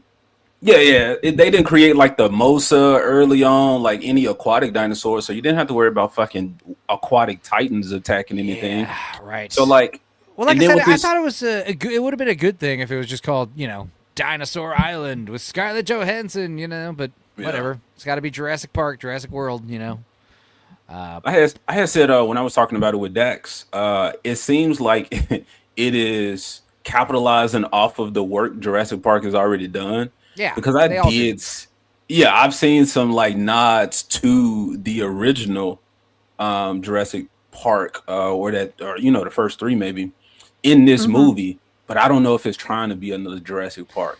Yeah, it was definitely more of like I appreciated how it was very bare bones, very bare bones compared to the other dinosaur movies where it's like there's the MacGuffin, like we need to go get the dinosaur blood for some reason. But we also aren't going to go kill the dinosaurs. So basically we have dinosaur blood, but we also got to escape the island. And it was basically like very simple survival story. Like, we're crashed on the dinosaur island. Well, we don't even need the MacGuffin, honestly. If it was like Land of the Lost, like, hey, we crashed on this mysterious island and there are dinosaurs everywhere, like King Kong, like, that would have been fine, too. The same exact movie. Like, it really doesn't matter. But I did like how it was just a basic survive the dinosaurs. The problem is the mutants show up. There's mutant dinosaurs. That was totally unnecessary. Should have just been a big T-Rex at the end again. Should have just been the fucking Quetzalcoatlus, the big birds again, that would have been fine. We have to bring back these mutant flying raptors and this giant, the big Dildosaurus. I just felt sad for it. I felt bad for it, especially the fact that they don't kill it. They just kind of leave it there. They just kind of escape. At least she didn't come home with a... Well, yeah, you just feel bad because the animals just At least she didn't come home with a pet velociraptor. Yeah. Scooby, I might need you to pop out, pop back in, because I feel like when you're on phone on the stream for a while, there starts to get a delay issue. Yeah. So you might need to refresh your page. Or if you can't pop back in on your computer, that'd be cool too. But otherwise, yeah, refresh that page, because I feel like you're on a good 2-3 second delay at this point. And AJ, what you got work today or anything? No, man, I'm off today. I'm good. I got my stream tonight. Dax is gonna be there. We're gonna talk some, more nerd shit. It's usually what it's about. Cool. Speaking of dinosaurs, man, did you see? I think it's a comic. Was it a comic? I know I saw a Death Battle, but I started seeing other shit. But like, you know what? I think I'm just referencing Death Battle. But they had a Hulk versus Godzilla, and I haven't seen it. Do you watch the Death Battles? No, the Incredible Hulk or Hulk Hogan? No, Incredible Hulk, bro. Okay. All right. Hulk Hogan can't fight Godzilla. I was just making sure. Man is dead. I mean, he could throw some slurs at him or something. I don't know. That means nothing to Godzilla. He will respond with a roar. That's true. That's true. I saw the things on X about the Hulk versus Godzilla. I was like, yeah, let's see the Hulk survive the atomic breath from Shin Godzilla or just anything Godzilla. Why any of the Godzillas? Yeah. I'm sorry, the Hulk would not survive. With with Godzilla, it's got to be like the Avengers versus Godzilla or Power Rangers. It's got to be a team versus Godzilla. It's the only way it's even feasible, you know? Like the Fantastic Four has to take on Galactus. You can't just have one of them. You can't just have Ben Grimm take on. That's been done. That has actually been done via comics. No, I they know. had the Avengers go after Godzilla, and Godzilla still fucking won. I know. I'm bringing up actual comics that exist right now. Power Rangers versus Godzilla is a thing. Power Rangers versus Godzilla was some of the best fucking illustrations I've seen in a modern comic.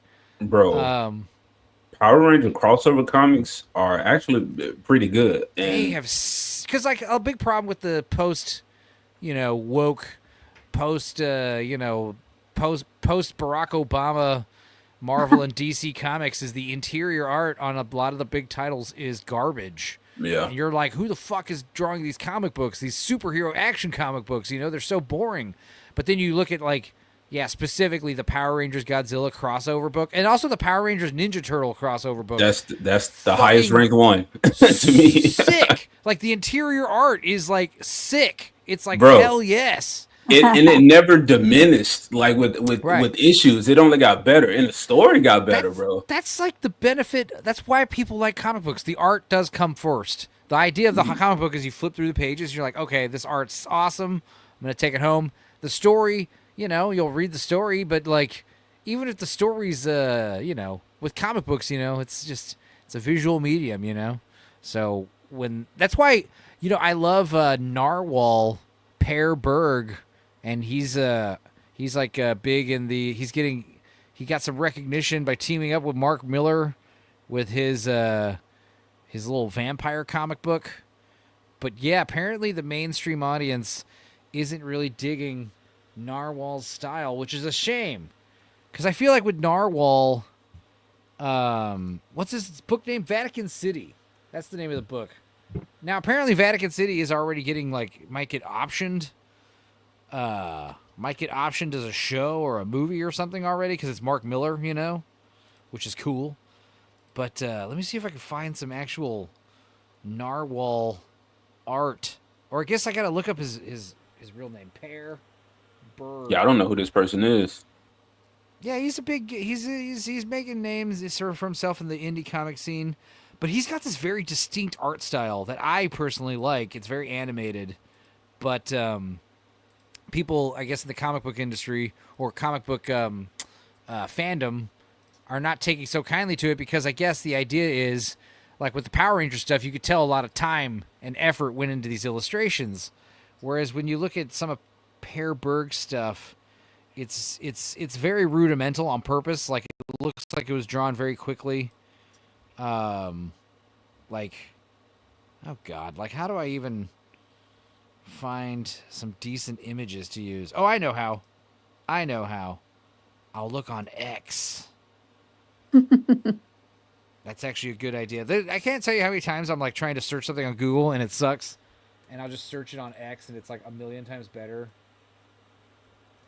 Poof, it's there. Let's see here. But then again, when you think about it, what isn't on X nowadays? A lot of stuff. There's a lot of people that are anti-Twitter, Oh, this is the gayest shit I ever seen. This art. No, bro, I'm on Twitter, bro, and something about they got these dudes in this water, and they're talking about. I guess they're trying to talk about the physics or the science of when you inflate yourself, when you take in air, you float. But then when you release it, you sink. But you got dudes just fucking kissing each other, passing air back and forth underwater, fucking floating. Okay, there's one female. All right, here we go. Here's Plaster Harris, the guy himself. This is the art style, and I'm thinking that let me share some more. I was hoping I could just scroll through the pictures. It's first of all Per Berg, Narwhal, Plaster Harris, whatever the hell you want to call him. First of all, his composition's amazing. He does really good layout, but yes, very crude, quick illustrations, but it's always his framing and his color and his fluidity of movement. You really feel movement and motion in these books, in his art. his art style, especially when you see it like sequentially in like a comic book. But he's always, I don't know, it's like I said, it's an acquired taste for sure. Because I guess like comic book readers are buying the new Mark Miller Per Berg book, Vatican City, which is like a vampire story that's like illustrated kind of in this vein. And I think people are like, hey, what the hell? I pay $5 or $6 for a little book. I expect you know, more, you know. But I don't know, man. I don't know. Just it's a vibe for sure. Meanwhile, like I'll pull up Power Rangers and Ninja Turtles, and you know, you see what Oh, bro. spoiled. Yes, I try not to spoil that series for people.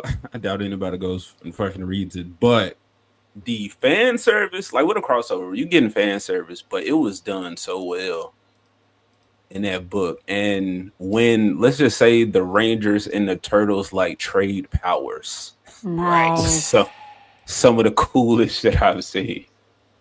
That is so nice. That's so sick. Oh yeah, I see what you're saying. Yeah, this kind of shit. This is nuts. Wait, we've got Yes, like, they literally become yes, dinosaurs. Hell yeah. yes. Nice. That So, is okay. so cool. So the turtles are in Power Ranger suits, and then the Power Rangers become like mutants. Did you read this far, Stupenzo? No, I read I skimmed the Godzilla one. Oh, bro. Okay, so in this one, look, man, it's kind of a spoiler. We talked about this on the Ninja Turtle stream from a year or two ago, because this was some pretty wild shit. But no, Bro. go ahead, tell us what happens. Well, so and it's crazy because the Green Ranger's in it. Like Shredder takes the Green Ranger power for Rita. Yeah, so Tommy's in it. But this illustration style is sick. Like this is just spot on. I think it was Dan Mora. This is so clean. I think he did the art for the books. This right so here nice. yeah, Dan Mora. That's what it says right there. You got it. Yeah. So yeah, the Rangers lost their powers. So then the Turtles had to go into, man, what's that zone with Krang? I know what you're talking about, but I can't remember the name. So they found morphers over there. So they went and got morphers. So that's when you saw them with the Ranger suits on. So those like Dimension X Rangers or some shit. And then so the Rangers lost their power.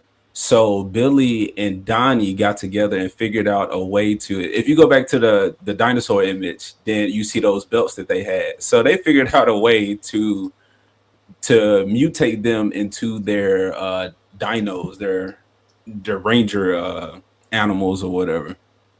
And it's like it's meta in the sense that like it was cool that Donnie, as they were fighting before they like knew who each other were, Donnie was like, how does that green guy play that dagger through that metal faceplate through his helmet? Yeah. And then it's like a synth sound too on his flute. Yeah. But then to see like Shredder, not Shredder, but Master Splinter, and you know his interactions with like Zordon, just stuff like that, where I said like it's definite fan service, but it's done so well. Casey becomes the evil Ranger for a while. Yeah, it's heavy spoilers. I'm gonna stop, but it's good. It's fucking good, bro. But yeah, it's pretty dope.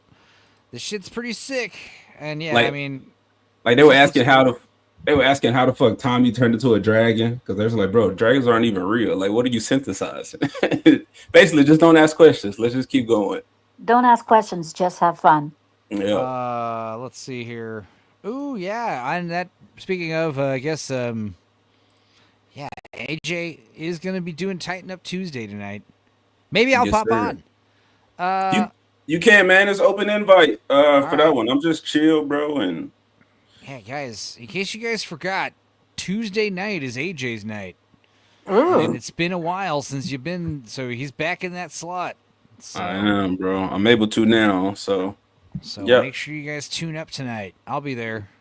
I'm glad I don't stream. I'm glad I don't stream on Tuesdays. Bro, so many people stream Tuesday night. Yeah, I mean, that's why I don't. I was streaming random middle of the night stuff for the Stupenzocast, but it's kind of why I was thinking like, oh, I should just do one at noon today, because I was like I said, either either take a nap before Lance's stream or just shoot the shit for a few hours. But yeah, so I guess AJ's got that coming up. What else you got coming up? Anything else? Nah, bro, I'm just making videos, bro. Stuff I want to do. That's on my mind to like make videos. I'm still like cutting up stuff for me and Dexter stream Tuesday. But K-pop Demon Hunters, man, I wanna watch that movie. Saw it. I saw it. And the world has seen it and has nothing but good things to say about it. It's an acquired taste. I'll say that much. I was like getting my hair done, and the lady, her kids were watching it, and I was like, I was hating how much I was enjoying it.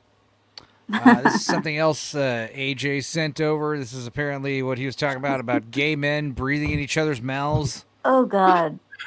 I can understand it's not gay. Okay, they're actually trying to educate here. Yeah. So if you blow all the air out of your lungs into someone else, they will float and you will sink. So if you have no air in your lungs, you'll sink. So very cool, very cool. If people can be calm enough to do this shit underwater. It's a little gay, but not terribly gay. We've definitely watched gayer stuff on this channel. The only time I've seen anything similar to that is when I was watching the movie Hook, and that was when Robin Williams' character fell in the water and he was getting the kissed by all mermaids. those mermaids. All those hot bitches are all making out with Robin Williams. Fat Robin Williams too. Those chicks were hot. Which one was the hottest though? I think it was the green-haired one was the one I liked. Anyway, yeah, this is the kind of shit we watch on this channel. Best porn intro. Are you hearing audio? No. No? No. Stupid StreamYard. All right, let's try this again. But yes, gay stuff on this channel, not uncommon. Oh, we got audio. Yeah. Oh shit, I'm sorry. Sorry for what? Dad, it's taught us not to be ashamed of our dicks, especially since they're such good size and all. Yeah, I see that. Your daddy gave you good advice. It gets bigger when I pull on it. This man here. Sometimes I pull on it so hard, I rip the skin. Well, my daddy taught me a few things too, like how not to rip the skin by using someone else's mouth instead of your own hands. Will you show me? I'd be right happy to. Yay! And then they became friends. Powerful faggotry at work there. Oh yeah. We also watched this. We should see if we find another video. This was this gay ASMR anal massage without penetration video. Yeah. If you've ever watched gay porn, you might think that the only way to have sex is through anal or oral penetration. Now, what's interesting, we talked about this last time, is this guy, Wicked Cool. Wicked Cool has 1.73 million subscribers. This video has 14 million views. It is age restricted, thankfully. Let's see what other videos he has, actually. Because we did... Go ahead. Pinto, I thought I was coming to watch dinos, man. I know. No. It's Joke's on you. on brand with this. Yeah, dude.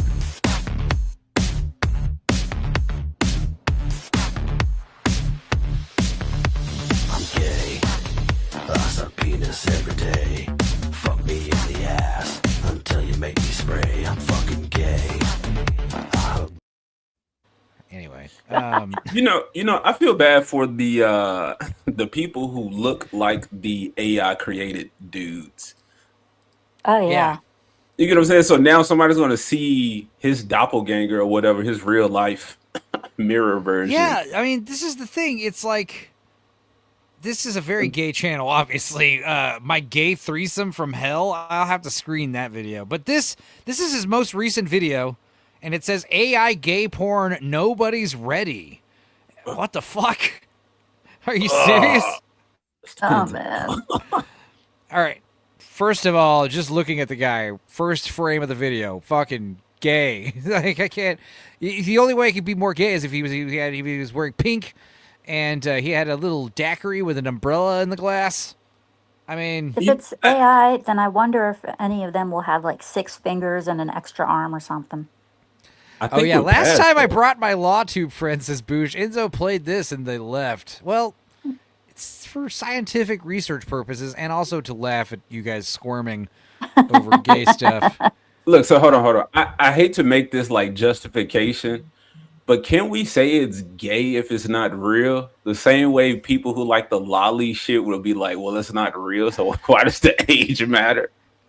Yeah, I don't know. It's a case by case basis. I'm just gonna This say. is for educational purposes. Let's see what this guy's first sentence is. So if you like porn, then you should probably stop watching this video right now. Click Well, do we like porn? We should no. Just kidding. pause, go doom scroll on TikTok because what I'm about to share is probably going to turn your porn world upside down. Oh yeah, a lot of porn's AI now. Okay, let's see. Let's just skip here. Let's see this shit. Viagra, but it's all because there's this expectation in audiences and from studios that models are going to have these unrealistically hard cocks. And of course, what the fuck? Oh my god. Where's the AI stuff? I want to see silly AI gay porn. Yeah, because this is gay all while we're watching real men. Is why I created Himeros TV, which is my porn studio, is because I saw, no pun intended. This is an AI. We're getting tricked into watching real gay porn. Just check out this hilarious AI gay porn. You dastardly devil. I see what you did. Now, let's see if there's another... Jesus Christ. This, just scrolling through this, I'm afraid. Oh my god. This is the... What the fuck?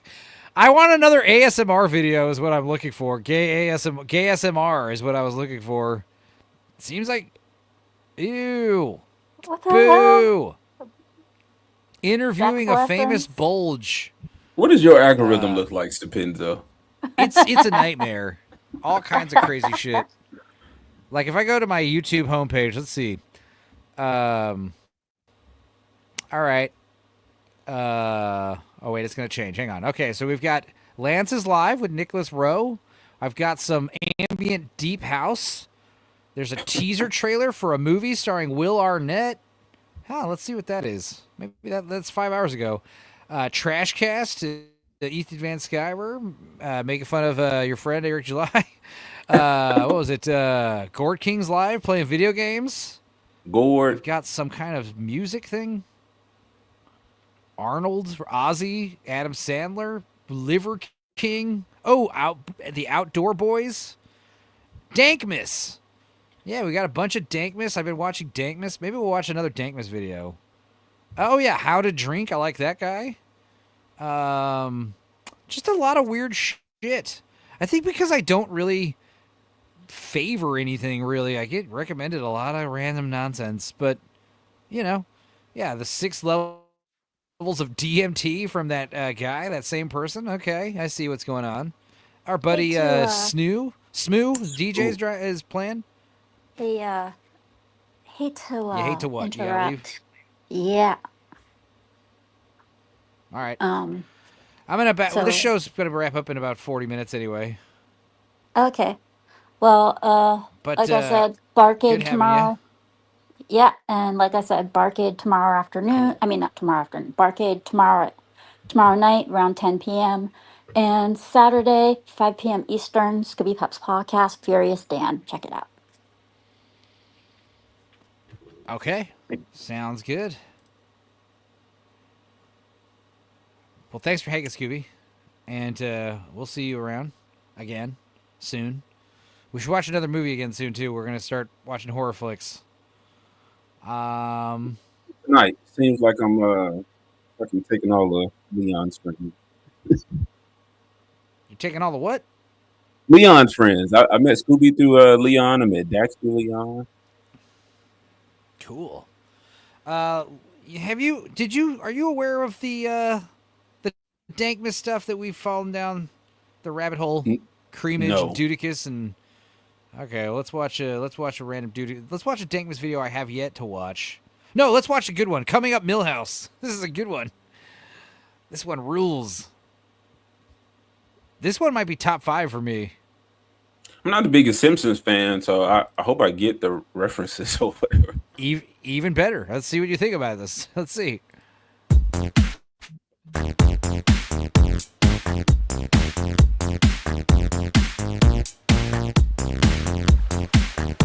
Oh, I hate these flood pants. My feet are so good I cut them all off. Everything's coming up Millhouse. My feet are so good I cut them all off. Everything's coming up Millhouse. Astrid said the key to my art is anger. But you know me, I'm Mr. Mellow. So I'm giving you kids permission to get me mad. Come on, give me what you got. Well, I'm flunking math, and the other day I was a little attracted to Millhouse. Well, I'm flunking math. Well, I'm flunking math. Well, I'm flunking math, and the other day I was a little attracted to Millhouse. I'm flunking math. Well, I'm flunking math. Well, I'm flunking math, and the other day I was a little attracted to Millhouse. My feet are so good I cut them all off. Everything's coming up Millhouse. My feet are so good I cut them all off. Everything's coming up Millhouse.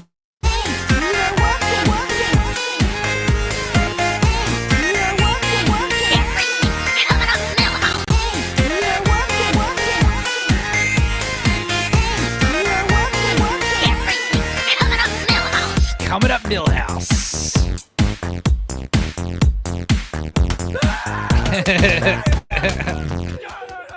Dude, Dankmas is going to be a regular feature around here. Let's see what this trailer is. I do like Will Arnett a lot. Is this thing on? Searchlight Pictures, 5 hours ago. A new film from Bradley Cooper. Oh, this is going to be Oscar bait nonsense. Bradley Cooper's trying so hard to get an Oscar, and it's embarrassing at this point. Because he keeps making these movies that are like, this is it. And it's like, it gets panned. It's like, it's not even like, not only is this not it, this is like, not it. You know what I mean? Like, I feel like the critics are like, you know what, Bradley? This is not the vibe. All right? Whatever the fuck this is. Let's see if this is a different one. Because I can tell, I bet you Bradley Cooper was supposed to play this guy. But for once, he's like, no, let's have someone else do it. Maybe watch Will Arnett win an Oscar.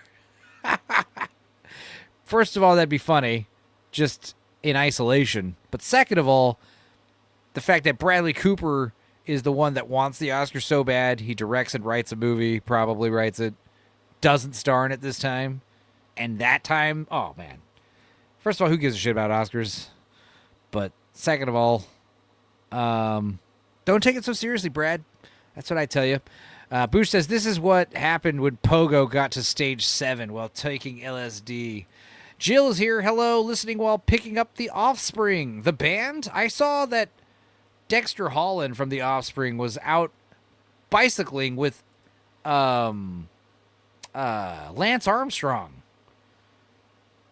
That'd be like if I was swimming with, Michael Phelps. It's just a crazy thing to just flex on. Like, hey, I was just in Austin, Texas, bicycling, and, here's my buddy Lance Armstrong. Now, AJ, you sent me the Lose Yourself thing. We did play this before.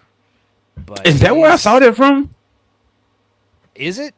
We played it not a while ago when I first heard about it, like, I don't know, a couple months ago, maybe?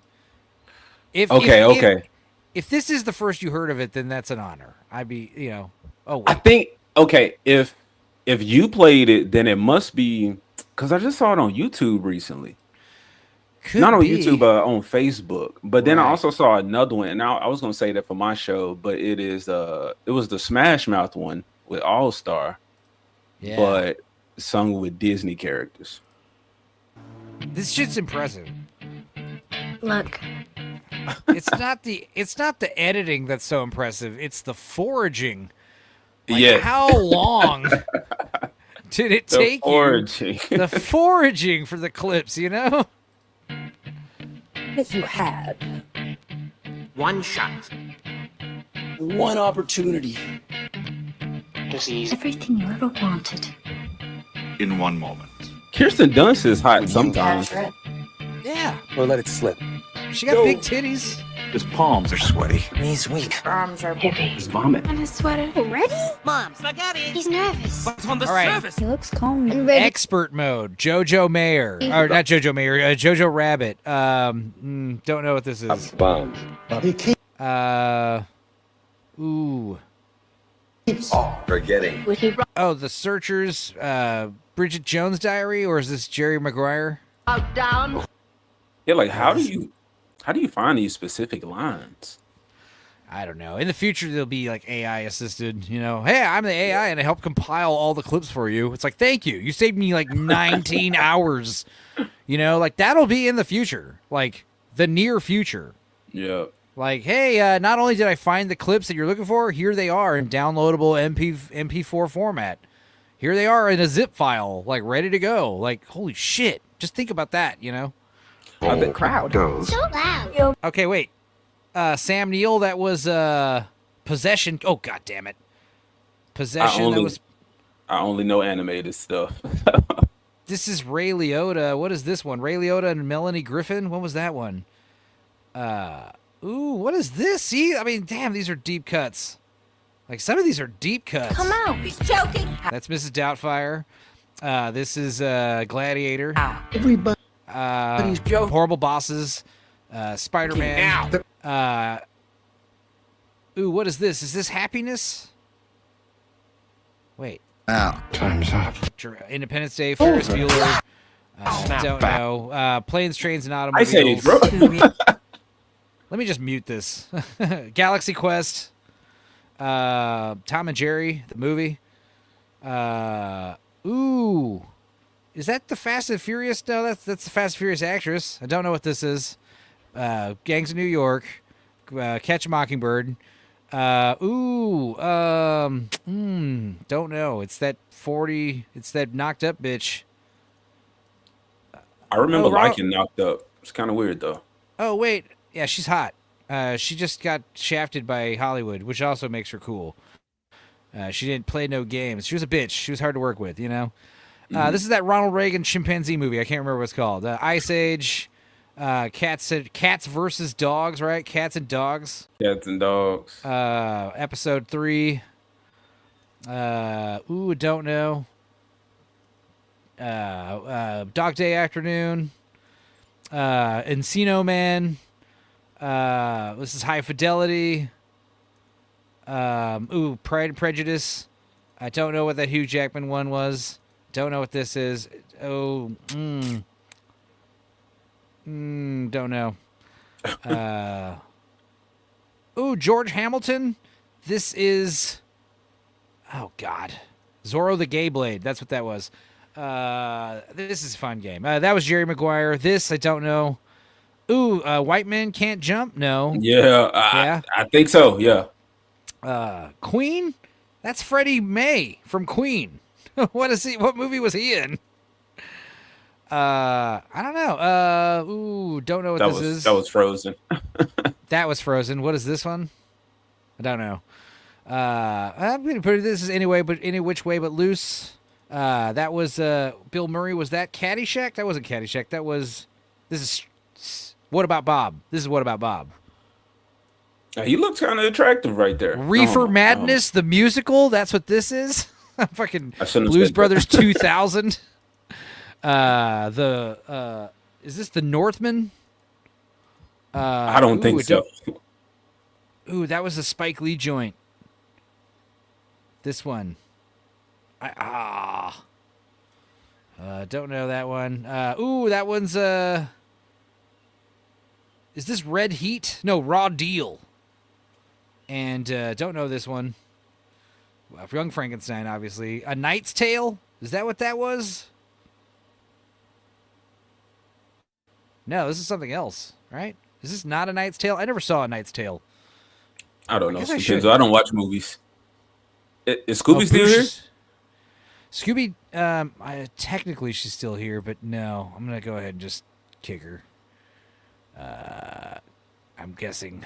It's because she's on the phone. She probably just closed her web browser, not realizing she's still logged in StreamYard. Is that the Shakespeare movie? Oh, it could be, Shakespeare in Love. Is that what you're talking about? Let's see. Let's keep going here. This is a fun game. Spaceballs. This is this I one? don't know, but Vince Vaughn in it. No, is this one the old school? Is that what this is? I don't know. Lego Movie. Dracula. Bram Stoker's Dracula. Misery. Futurama. Or is this, Futurama movie? Yeah. Lose Yourself in the Music. I don't know.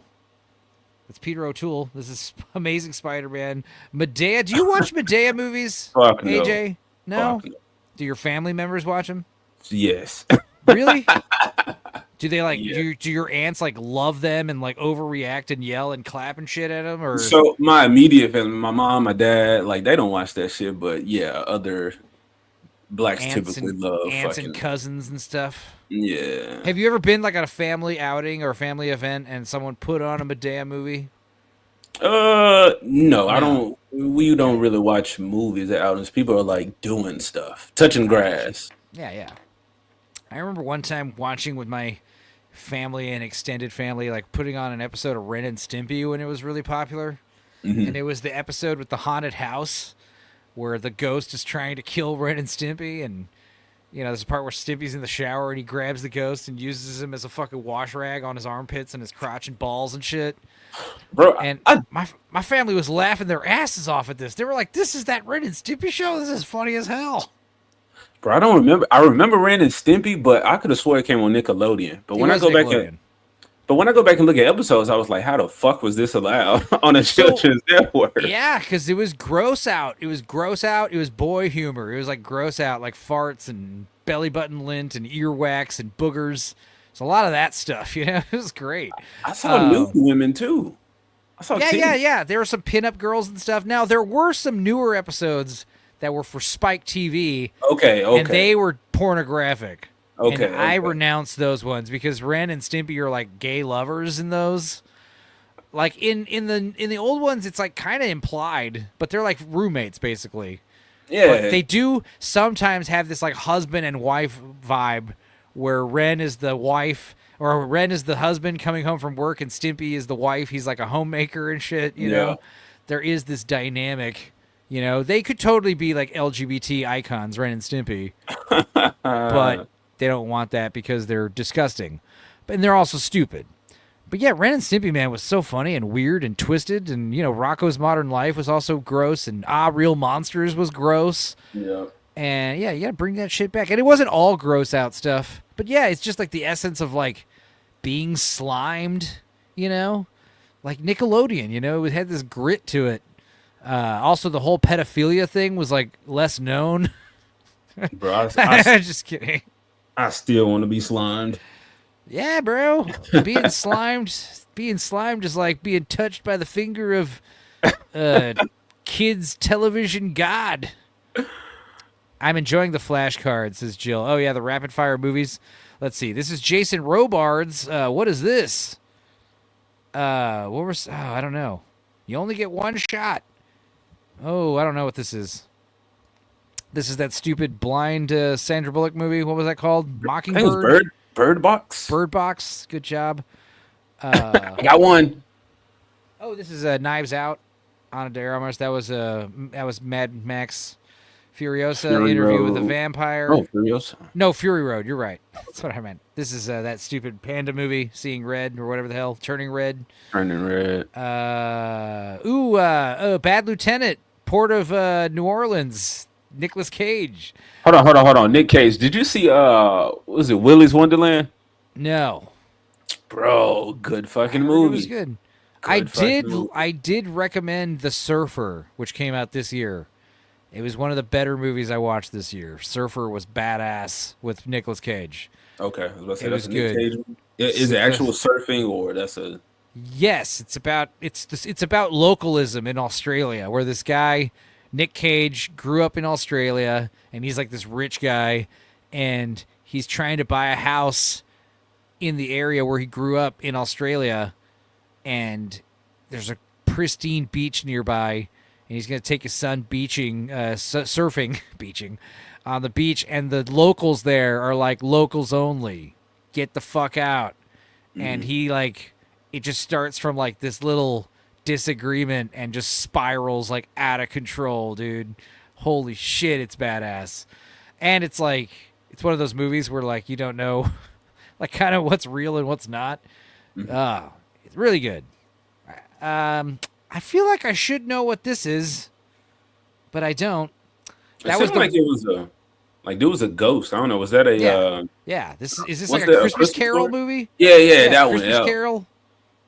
Is this one I don't know of? This is the relic. I know this is the relic. Something big through this hole that is gaping. Such a specific quote from the relic. Yeah. I don't know what these two are. That's Jim Caviezel, so that's not The Passion. What other movie would this been? Oh well. That was Lord of the Rings. This is Thor Ragnarok, right? Big Top Pee-wee, not Pee-wee's Big Adventure. This is Big Top Pee-wee, where he has a circus and he likes egg salad sandwiches. Lion King. I should let you guess that one. This is what's it called? Not Dune. Kroll. Kroll. This is Kroll. I don't know what that was. Me either. Look Something like modern. This one right here is that one James Bond movie with this guy. Is it The World? The one where the television mogul's trying to take over the world with TV. I don't even remember. Was it the one with Halle Berry? Halle Berry was the Bond bitch in this one.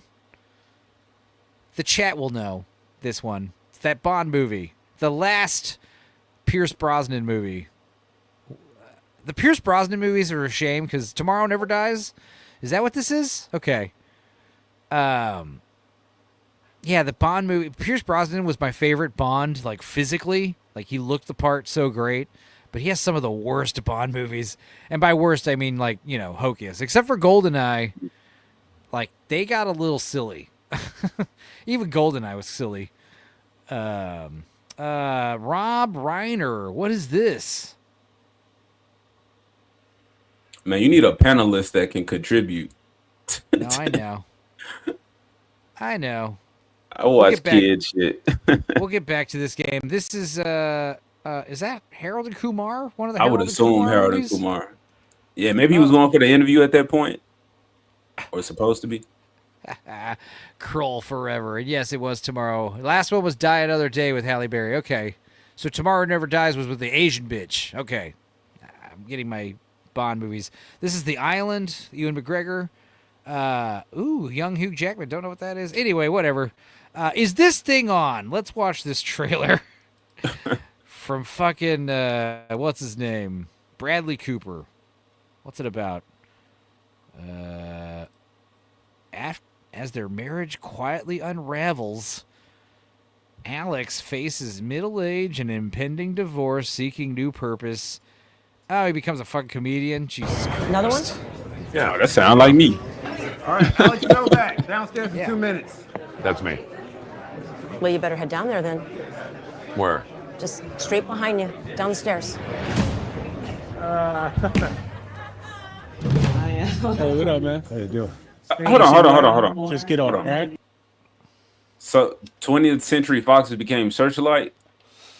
No. So 20th Century Fox became 20th Century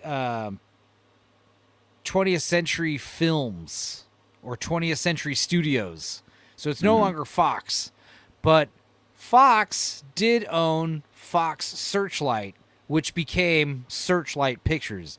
Fox Searchlight was like the independent movies. So like 28 Days Later was Fox Searchlight.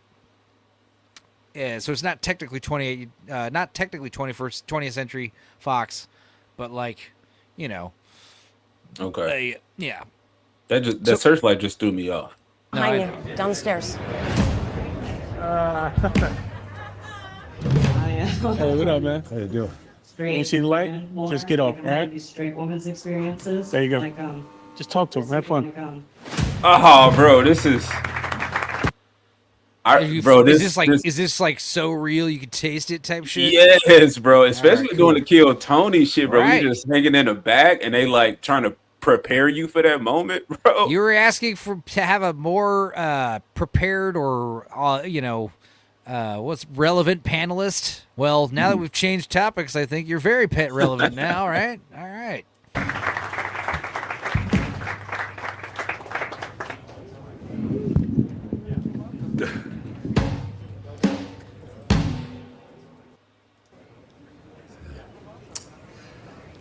Tell a joke. Tell a joke. I think I'm Oh getting man. a divorce. Oh, wait, whoa. Tell a joke. I think I'm getting a divorce. What tipped me off was that I'm living in an apartment on my own. Yeah. And my wife and kids don't live there. Hilarious. I've been available because I'm just lying here dying. Didn't even listen to it. I just played Guess That Movie like I would. Yeah. Tomorrow Never Dies. World Is Not Enough is Sophie Marceau as the bad guy. Right. I remember. Which one? But Tomorrow Never Dies, like the bad guy is the guy from Brazil and he's like a television mogul, right? Those Pierce Brosnan movies, there's GoldenEye and then there's the other three, and they just like blur together. I swear to God. That was probably the biggest clue. This year. Not exactly sure what happened. We gotta bring back that guy. We gotta bring back the movie announcer guy. I know there's a few that are like trying. They're not it. They're not the vibe. Like you hear the guys talking, it's like the voice isn't right. But there will be a guy eventually. He will come along and he will be the next Don LaFontaine. We need that guy. He needs a son. He should have passed on those skills. Yeah, Or, he had a daughter. He had a daughter who made a documentary about him that was very charming. But yes, or a Peter Cullen. Right. That's another voice. Basically, it needs to be a bassy, authoritative. Is that the word? Boosh, explain. Authoritative.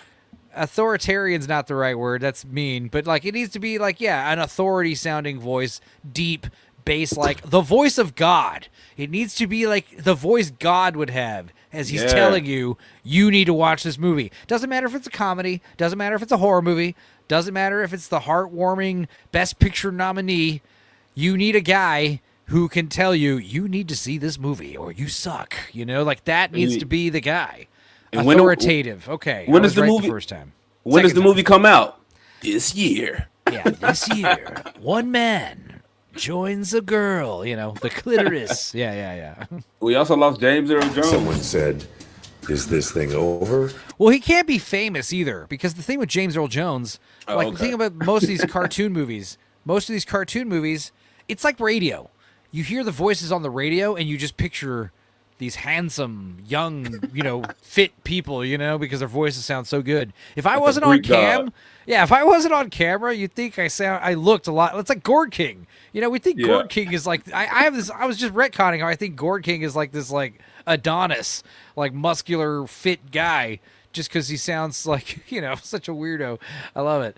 But that's what needs to go on with this God voice guy. Because if you hear James Earl Jones, you recognize, that's James Earl Jones. You picture his face. It's the same thing with these animated movies with these all-star casts. I'm constantly like pausing them, like who's the voice of this character? Yeah. Like where do I know this voice from? And it's a constant. This is why I often look up the cast beforehand, because I do not want to be bothered wondering whose voice is that.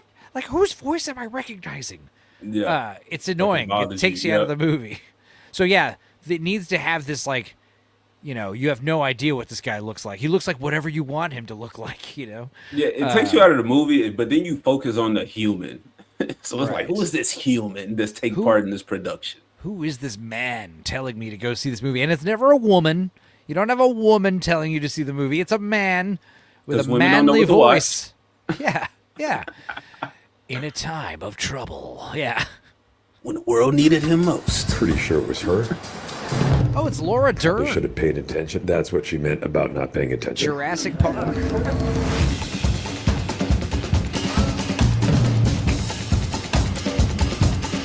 See, the music is saying this is going to be a funny-ass movie. What I'm seeing so far is depressing as hell. So I'm getting mixed signals. It is, but I think you said you've done comedy, right, Stupenzo? Or open mics? No. It's one thing I've been told I should do many times. Now, the thing is, I was in a band called Fecal Pickle. I have been in this band. And I do little comedic talking between songs. I wouldn't count that as like stand-up. So at an open mic, you don't have to have anything like prepared. You know, it's the time for you to like practice some shit. A lot of comedians, I've seen guys that just go up there and just talk, and say. Sometimes they say real shit like what this dude is doing, and it's like on that stage, man, you can say some of the most depressing or like real life. Well, that's the problem with open mic because I mean, technically, you can come up with open mic and play a fucking guitar. You could do other things, you know. Yeah. Open mic is one of these things where. Because I've been to a lot of open jams where it's like, yo, we got some instruments, just sit in and start playing. Okay. And that's cool, but the problem is you're only as good as, like, your worst player. So, like, you know, I'm there, I'm fucking ripping on the drums. There'll be a guitar player that's there, fucking, he's good. Bass player's doing good. It's like, okay. And then there'll be someone just, like, bashing on the keyboards. And you're like, you've ruined it. But you can't tell the guy to fuck off, you know? It's rude. You got to give him his few minutes or whatever and then switch him out. But, like... Yeah, it happens. And if the drummer sucks, the whole thing just people will go outside. Yeah. If the drummer sucks, the whole thing just falls apart. The drummer's the foundation, you know. But that's the worst is like when I'm like sometimes I've been drumming in these and it's like I'm the best guy in the band. You don't want the drummer taking lead. Like that's also terrible. But anyway, open mics like you have no idea what you're going to see. And this is where you get people trying out songs they've written or bits. But yeah, just going up and talking the real shit. I think that's something that like, because Tig Notaro did that and got like super famous.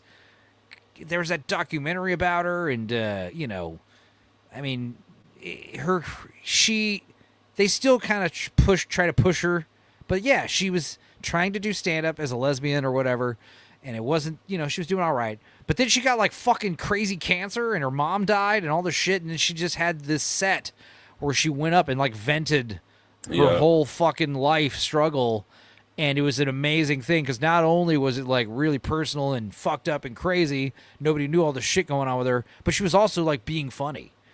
Yeah. So I feel like I don't know, people are trying that approach, but it's like, please, like, you know, I'm not here at the stand-up comedy special at the open mic thing to hear this story, you know? Yeah. Like, you know, like, that's like a once in a blue moon type thing that, you know, if you're going to open mics and there's at least one of those guys every open mic nowadays, that would be fucking lame. Oh. You know? Man, it's a good time, bro. I'm here to tell you all about my crippling alcoholism and how I got my child killed in a car accident and I lost my job and I'm doing stand-up comedy to pay fucking alimony payments. Well, so there's this one dude who's actually new to the comedian game, but he's fucking killing it here in San Antonio. What's his name? He has this joke. His name is Bill. It's just Bill. Cool. And he has this joke, bro, where he was like, he divorced his wife and his wife got a divorce. He said he's been contemplating suicide. And then he said, but then I watched a documentary about AIDS. And then he said, now I hope she gets AIDS. So the joke was misleading. It was supposed to be about him, but he was like wishing death upon. So it was shit like that because it actually happened to him. As I talked to him, he's like, yeah, I'm really going through that. But how people, take that pain, bro. Eraserhead says, to be fair, the drummer, if it's open mic tonight, the house kit is probably falling apart. Here's the thing. I have a tuning key with me on my keys, on my car keys. So I will, I'll make the drums. Usually that's a rule. It's a faux pas to tune other people's drums. But, I mean, the results speak for themselves. If the drum set objectively sounds better after I fucking tune it up, I mean, that's fine. And I do take pride in taking a shitty drum set and still shredding on it. I'll play on anyone's drum set. I'm one of those guys where it's like, I hate bringing my drums to gigs. The Chicago gigs were awesome because I just had to bring my sticks. I didn't even have to bring my cymbals. You know, I literally just showed up, sat down, and started playing. I didn't. I had to like, you know, I just adjust the microphone and what else? I lowered a hi-hat. You know, nothing. Usually, like some drummers are like, if there's a house kit, they're gonna move all the shit around and have it just set up just the way they would want it. It's like chill. You know, I do like playing on random drums. Who is Teague? Is that the slim, like tiny lesbian? Because Hannah Gadsby is the bigger. Tig, but yes. Okay. Tig is the skinny one, and Hannah Gadsby is the Australian annoying one. See, Tig's not even that annoying. Tig's just not that funny, and she's definitely getting a lot of like, you know, she was in Star Trek, the new Star Trek stuff, because of fucking, you know, my representation or whatever. But Hannah Gadsby's literally like, fucking, I hate her. Like, she's obnoxious. Her comedy sucks. Yeah. She's way worse. The Tig person was in some movie, though. I think she was a pilot. She was in that Army of the Dead movie. Okay, that's what it was. What happened was, what's even more interesting is like there was like a character that was in it who was canceled, I think, and was removed from the movie, like using digital effects and shit. So Tig, so they replaced him with this obnoxious like SJW lesbian, and so they superimposed. That's why she's like never in shots with people in the movie.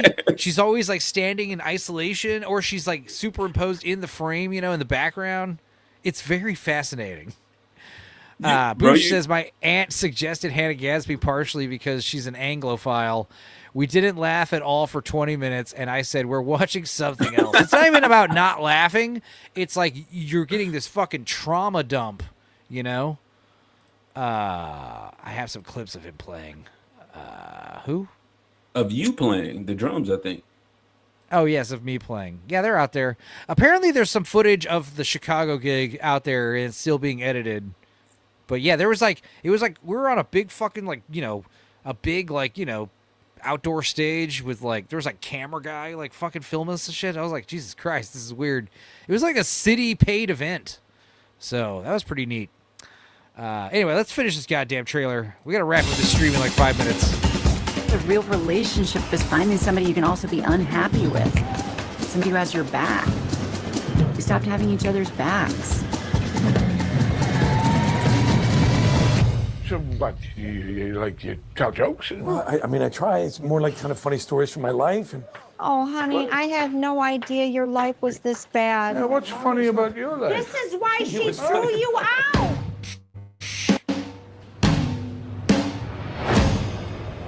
Are you gonna be okay?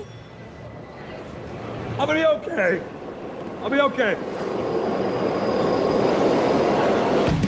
Like, I want to watch this, but this is definitely like big oof vibes. Like, ugh. Yeah, I don't think that's going to be funny at all. Yeah, this is, like I said, Bradley Cooper trying the goddamn Oscar bait again. Ugh, can he just like make a movie instead of, you know. Anyway, let's go back to this for a little bit more. What else we got? Jackie Chan. Oh, Collateral. There we go. That was Predator we just saw. This is Get Smart. I know what I should do. Here's a fucking smart idea. Speaking of getting smart, slow it down. There we go. Is this regarding Henry? No, this is... Which... Oh, who's that? Oh, this is this... Which one has the guy, the principal from Billy Madison? Is this one of the Jack Ryan, Harrison Ford movies? Is this Clear and Present Danger? His hair's too short. Is this the one where he's the lawyer? I don't know. This one's Kiss Kiss Bang Bang. Witness. Do you think that is Witness? Okay, with the Amish people? All right. I don't know this one. David Schwimmer. Is David Schwimmer in actual movies? I know him from Friends and Best Breastmen, and that's it. Spider-Man. Spider-Man 1? Totally sucks. Scooby-Doo, obviously. Some Scooby-Doo Zombie movie. Island. Ooh, what is this? Is this one of the Van Wilder movies? Whoopi Goldberg. Whoopee. I don't know. It's difficult to say. Some of these. Oh, Christopher Reeves is an Amishman. These are getting hard. These are okay. That's Harry Potter, Shrek 2, or Shrek 1. That was Constantine. This is Abraham Lincoln movie. Shirley Temple. I don't know. Conan. What the fuck is this? That looks like Slug Terror. Okay. It's what's his name? He goes home and barely knows his own daughter. It was Wes Studi, and this is also Shrek. Shrek 1. Goes the cold water? I don't know. From Hell. I love this game. This is fun. Dead Man Walking. Bro, if you ask somebody else that knew these and y'all could like race to guess it first. Right. Beetlejuice 2. Devil's Advocate. Batman Returns. Dracula. That's Christopher Guest. This is That's a beautiful tie. What is this? Damn, that tie hard. This is one of the Adam Sandler movies I haven't seen. There's a few. Clueless. Booty Call. I like Booty Call. I love Booty Call. Judge Dredd. Don't know. Another. What's his name? Billy Crudup. Right? I don't know. I don't know. Morgan Freeman, Olympus Has Fallen or whatever. One of those. London Has Fallen. I don't know. Spy Kids. Oh, yeah, you're right. David Hasselhoff. Huh. Oh, wow. I don't know what this is. I'm into it. Yeah. Frank Sinatra in, what's it, the Sailor movie? New York, New York. Point Break. That's Point Break? Yeah, hell yeah, it's Point Break. Hold on. Was Point Break was, it wasn't a remake, right? No. You get what I'm saying? No, but Fast and the Furious is kind of a remake of Point Break. Except instead of surfers, it's drag racers. But the idea is there's a group of bank robbers, and they're like extreme, and they surf or race cars, and an FBI agent goes undercover, infiltrates this group of surfers or car racers to also get to the bottom of their illegal crime bank robbery stuff, but also becomes friends with them and, has to arrest them at the same time. And yeah. They actually also did remake Point Break legitimately, and everyone's already forgotten about it. Yeah. No, you're not imagining that, Sebrew. Yeah, you're right. I forgot about it too until you said that. Yeah, so Labyrinth, what's that stupid dog movie? I don't know. I have no idea. These computer animated ones, obviously that's Frozen. I'm less. Oh, the Aladdin live action movie. Boo! I don't know this one. Guardians of the Galaxy. Nope.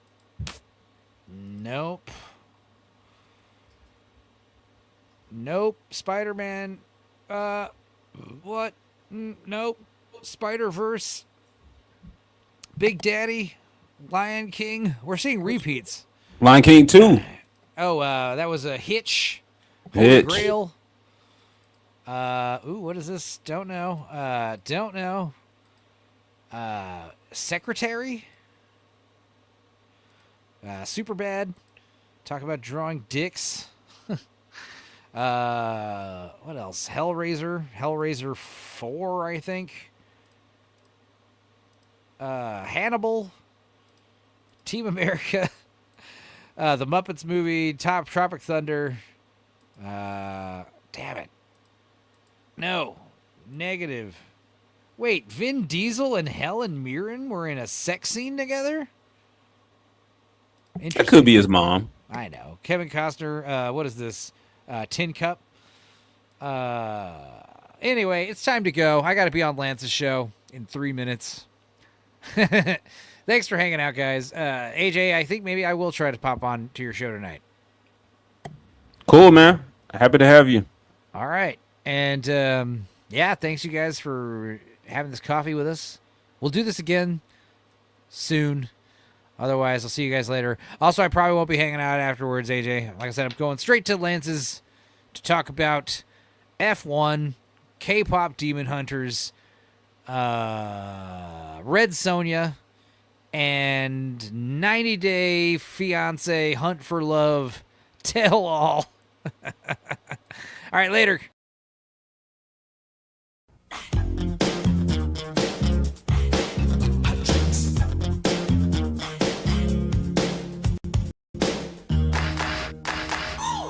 Coffee, decaf, tea, and hot chocolate. Those are the hot drinks that you serve, so get set. Hot cups come in two sizes, small and large to fill as the need arises. Coffee's holding time is 30 minutes, that's so long. It can stay there before it starts to taste too strong. Hot, hot, careful when you pour it. Hold it steady upon the counter, let it sit. Pour it in until the coffee reaches the line. Pop a top on it, gets a lid every time. Wendy's coffee tastes so fine. Hot drinks really get you going. Warms you up when you feel you're slowing. Wendy's, we always serve it right away. Have a smile and have a nice day. Next is the caffeine brew, it's just like coffee.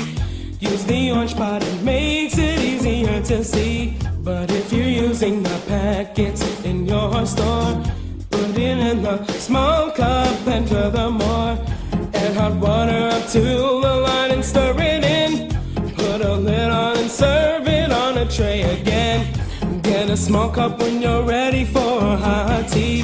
Fill with hot water, it's easy as can be. Put the lid on and set the tea bag on the top. If they want lemon, it's very nice. Don't think twice, give the guests a juicy slice. Hot drinks really get you going. Warms you up when you feel you're slowing. Wendy's, we always serve it right away. And a smile and have a nice day. Grab a small cup when you're making hot cocoa. Pour the packet and then you add your H2O. Use a clean spoon and stir it till it's all mixed up. Toss the spoon out and put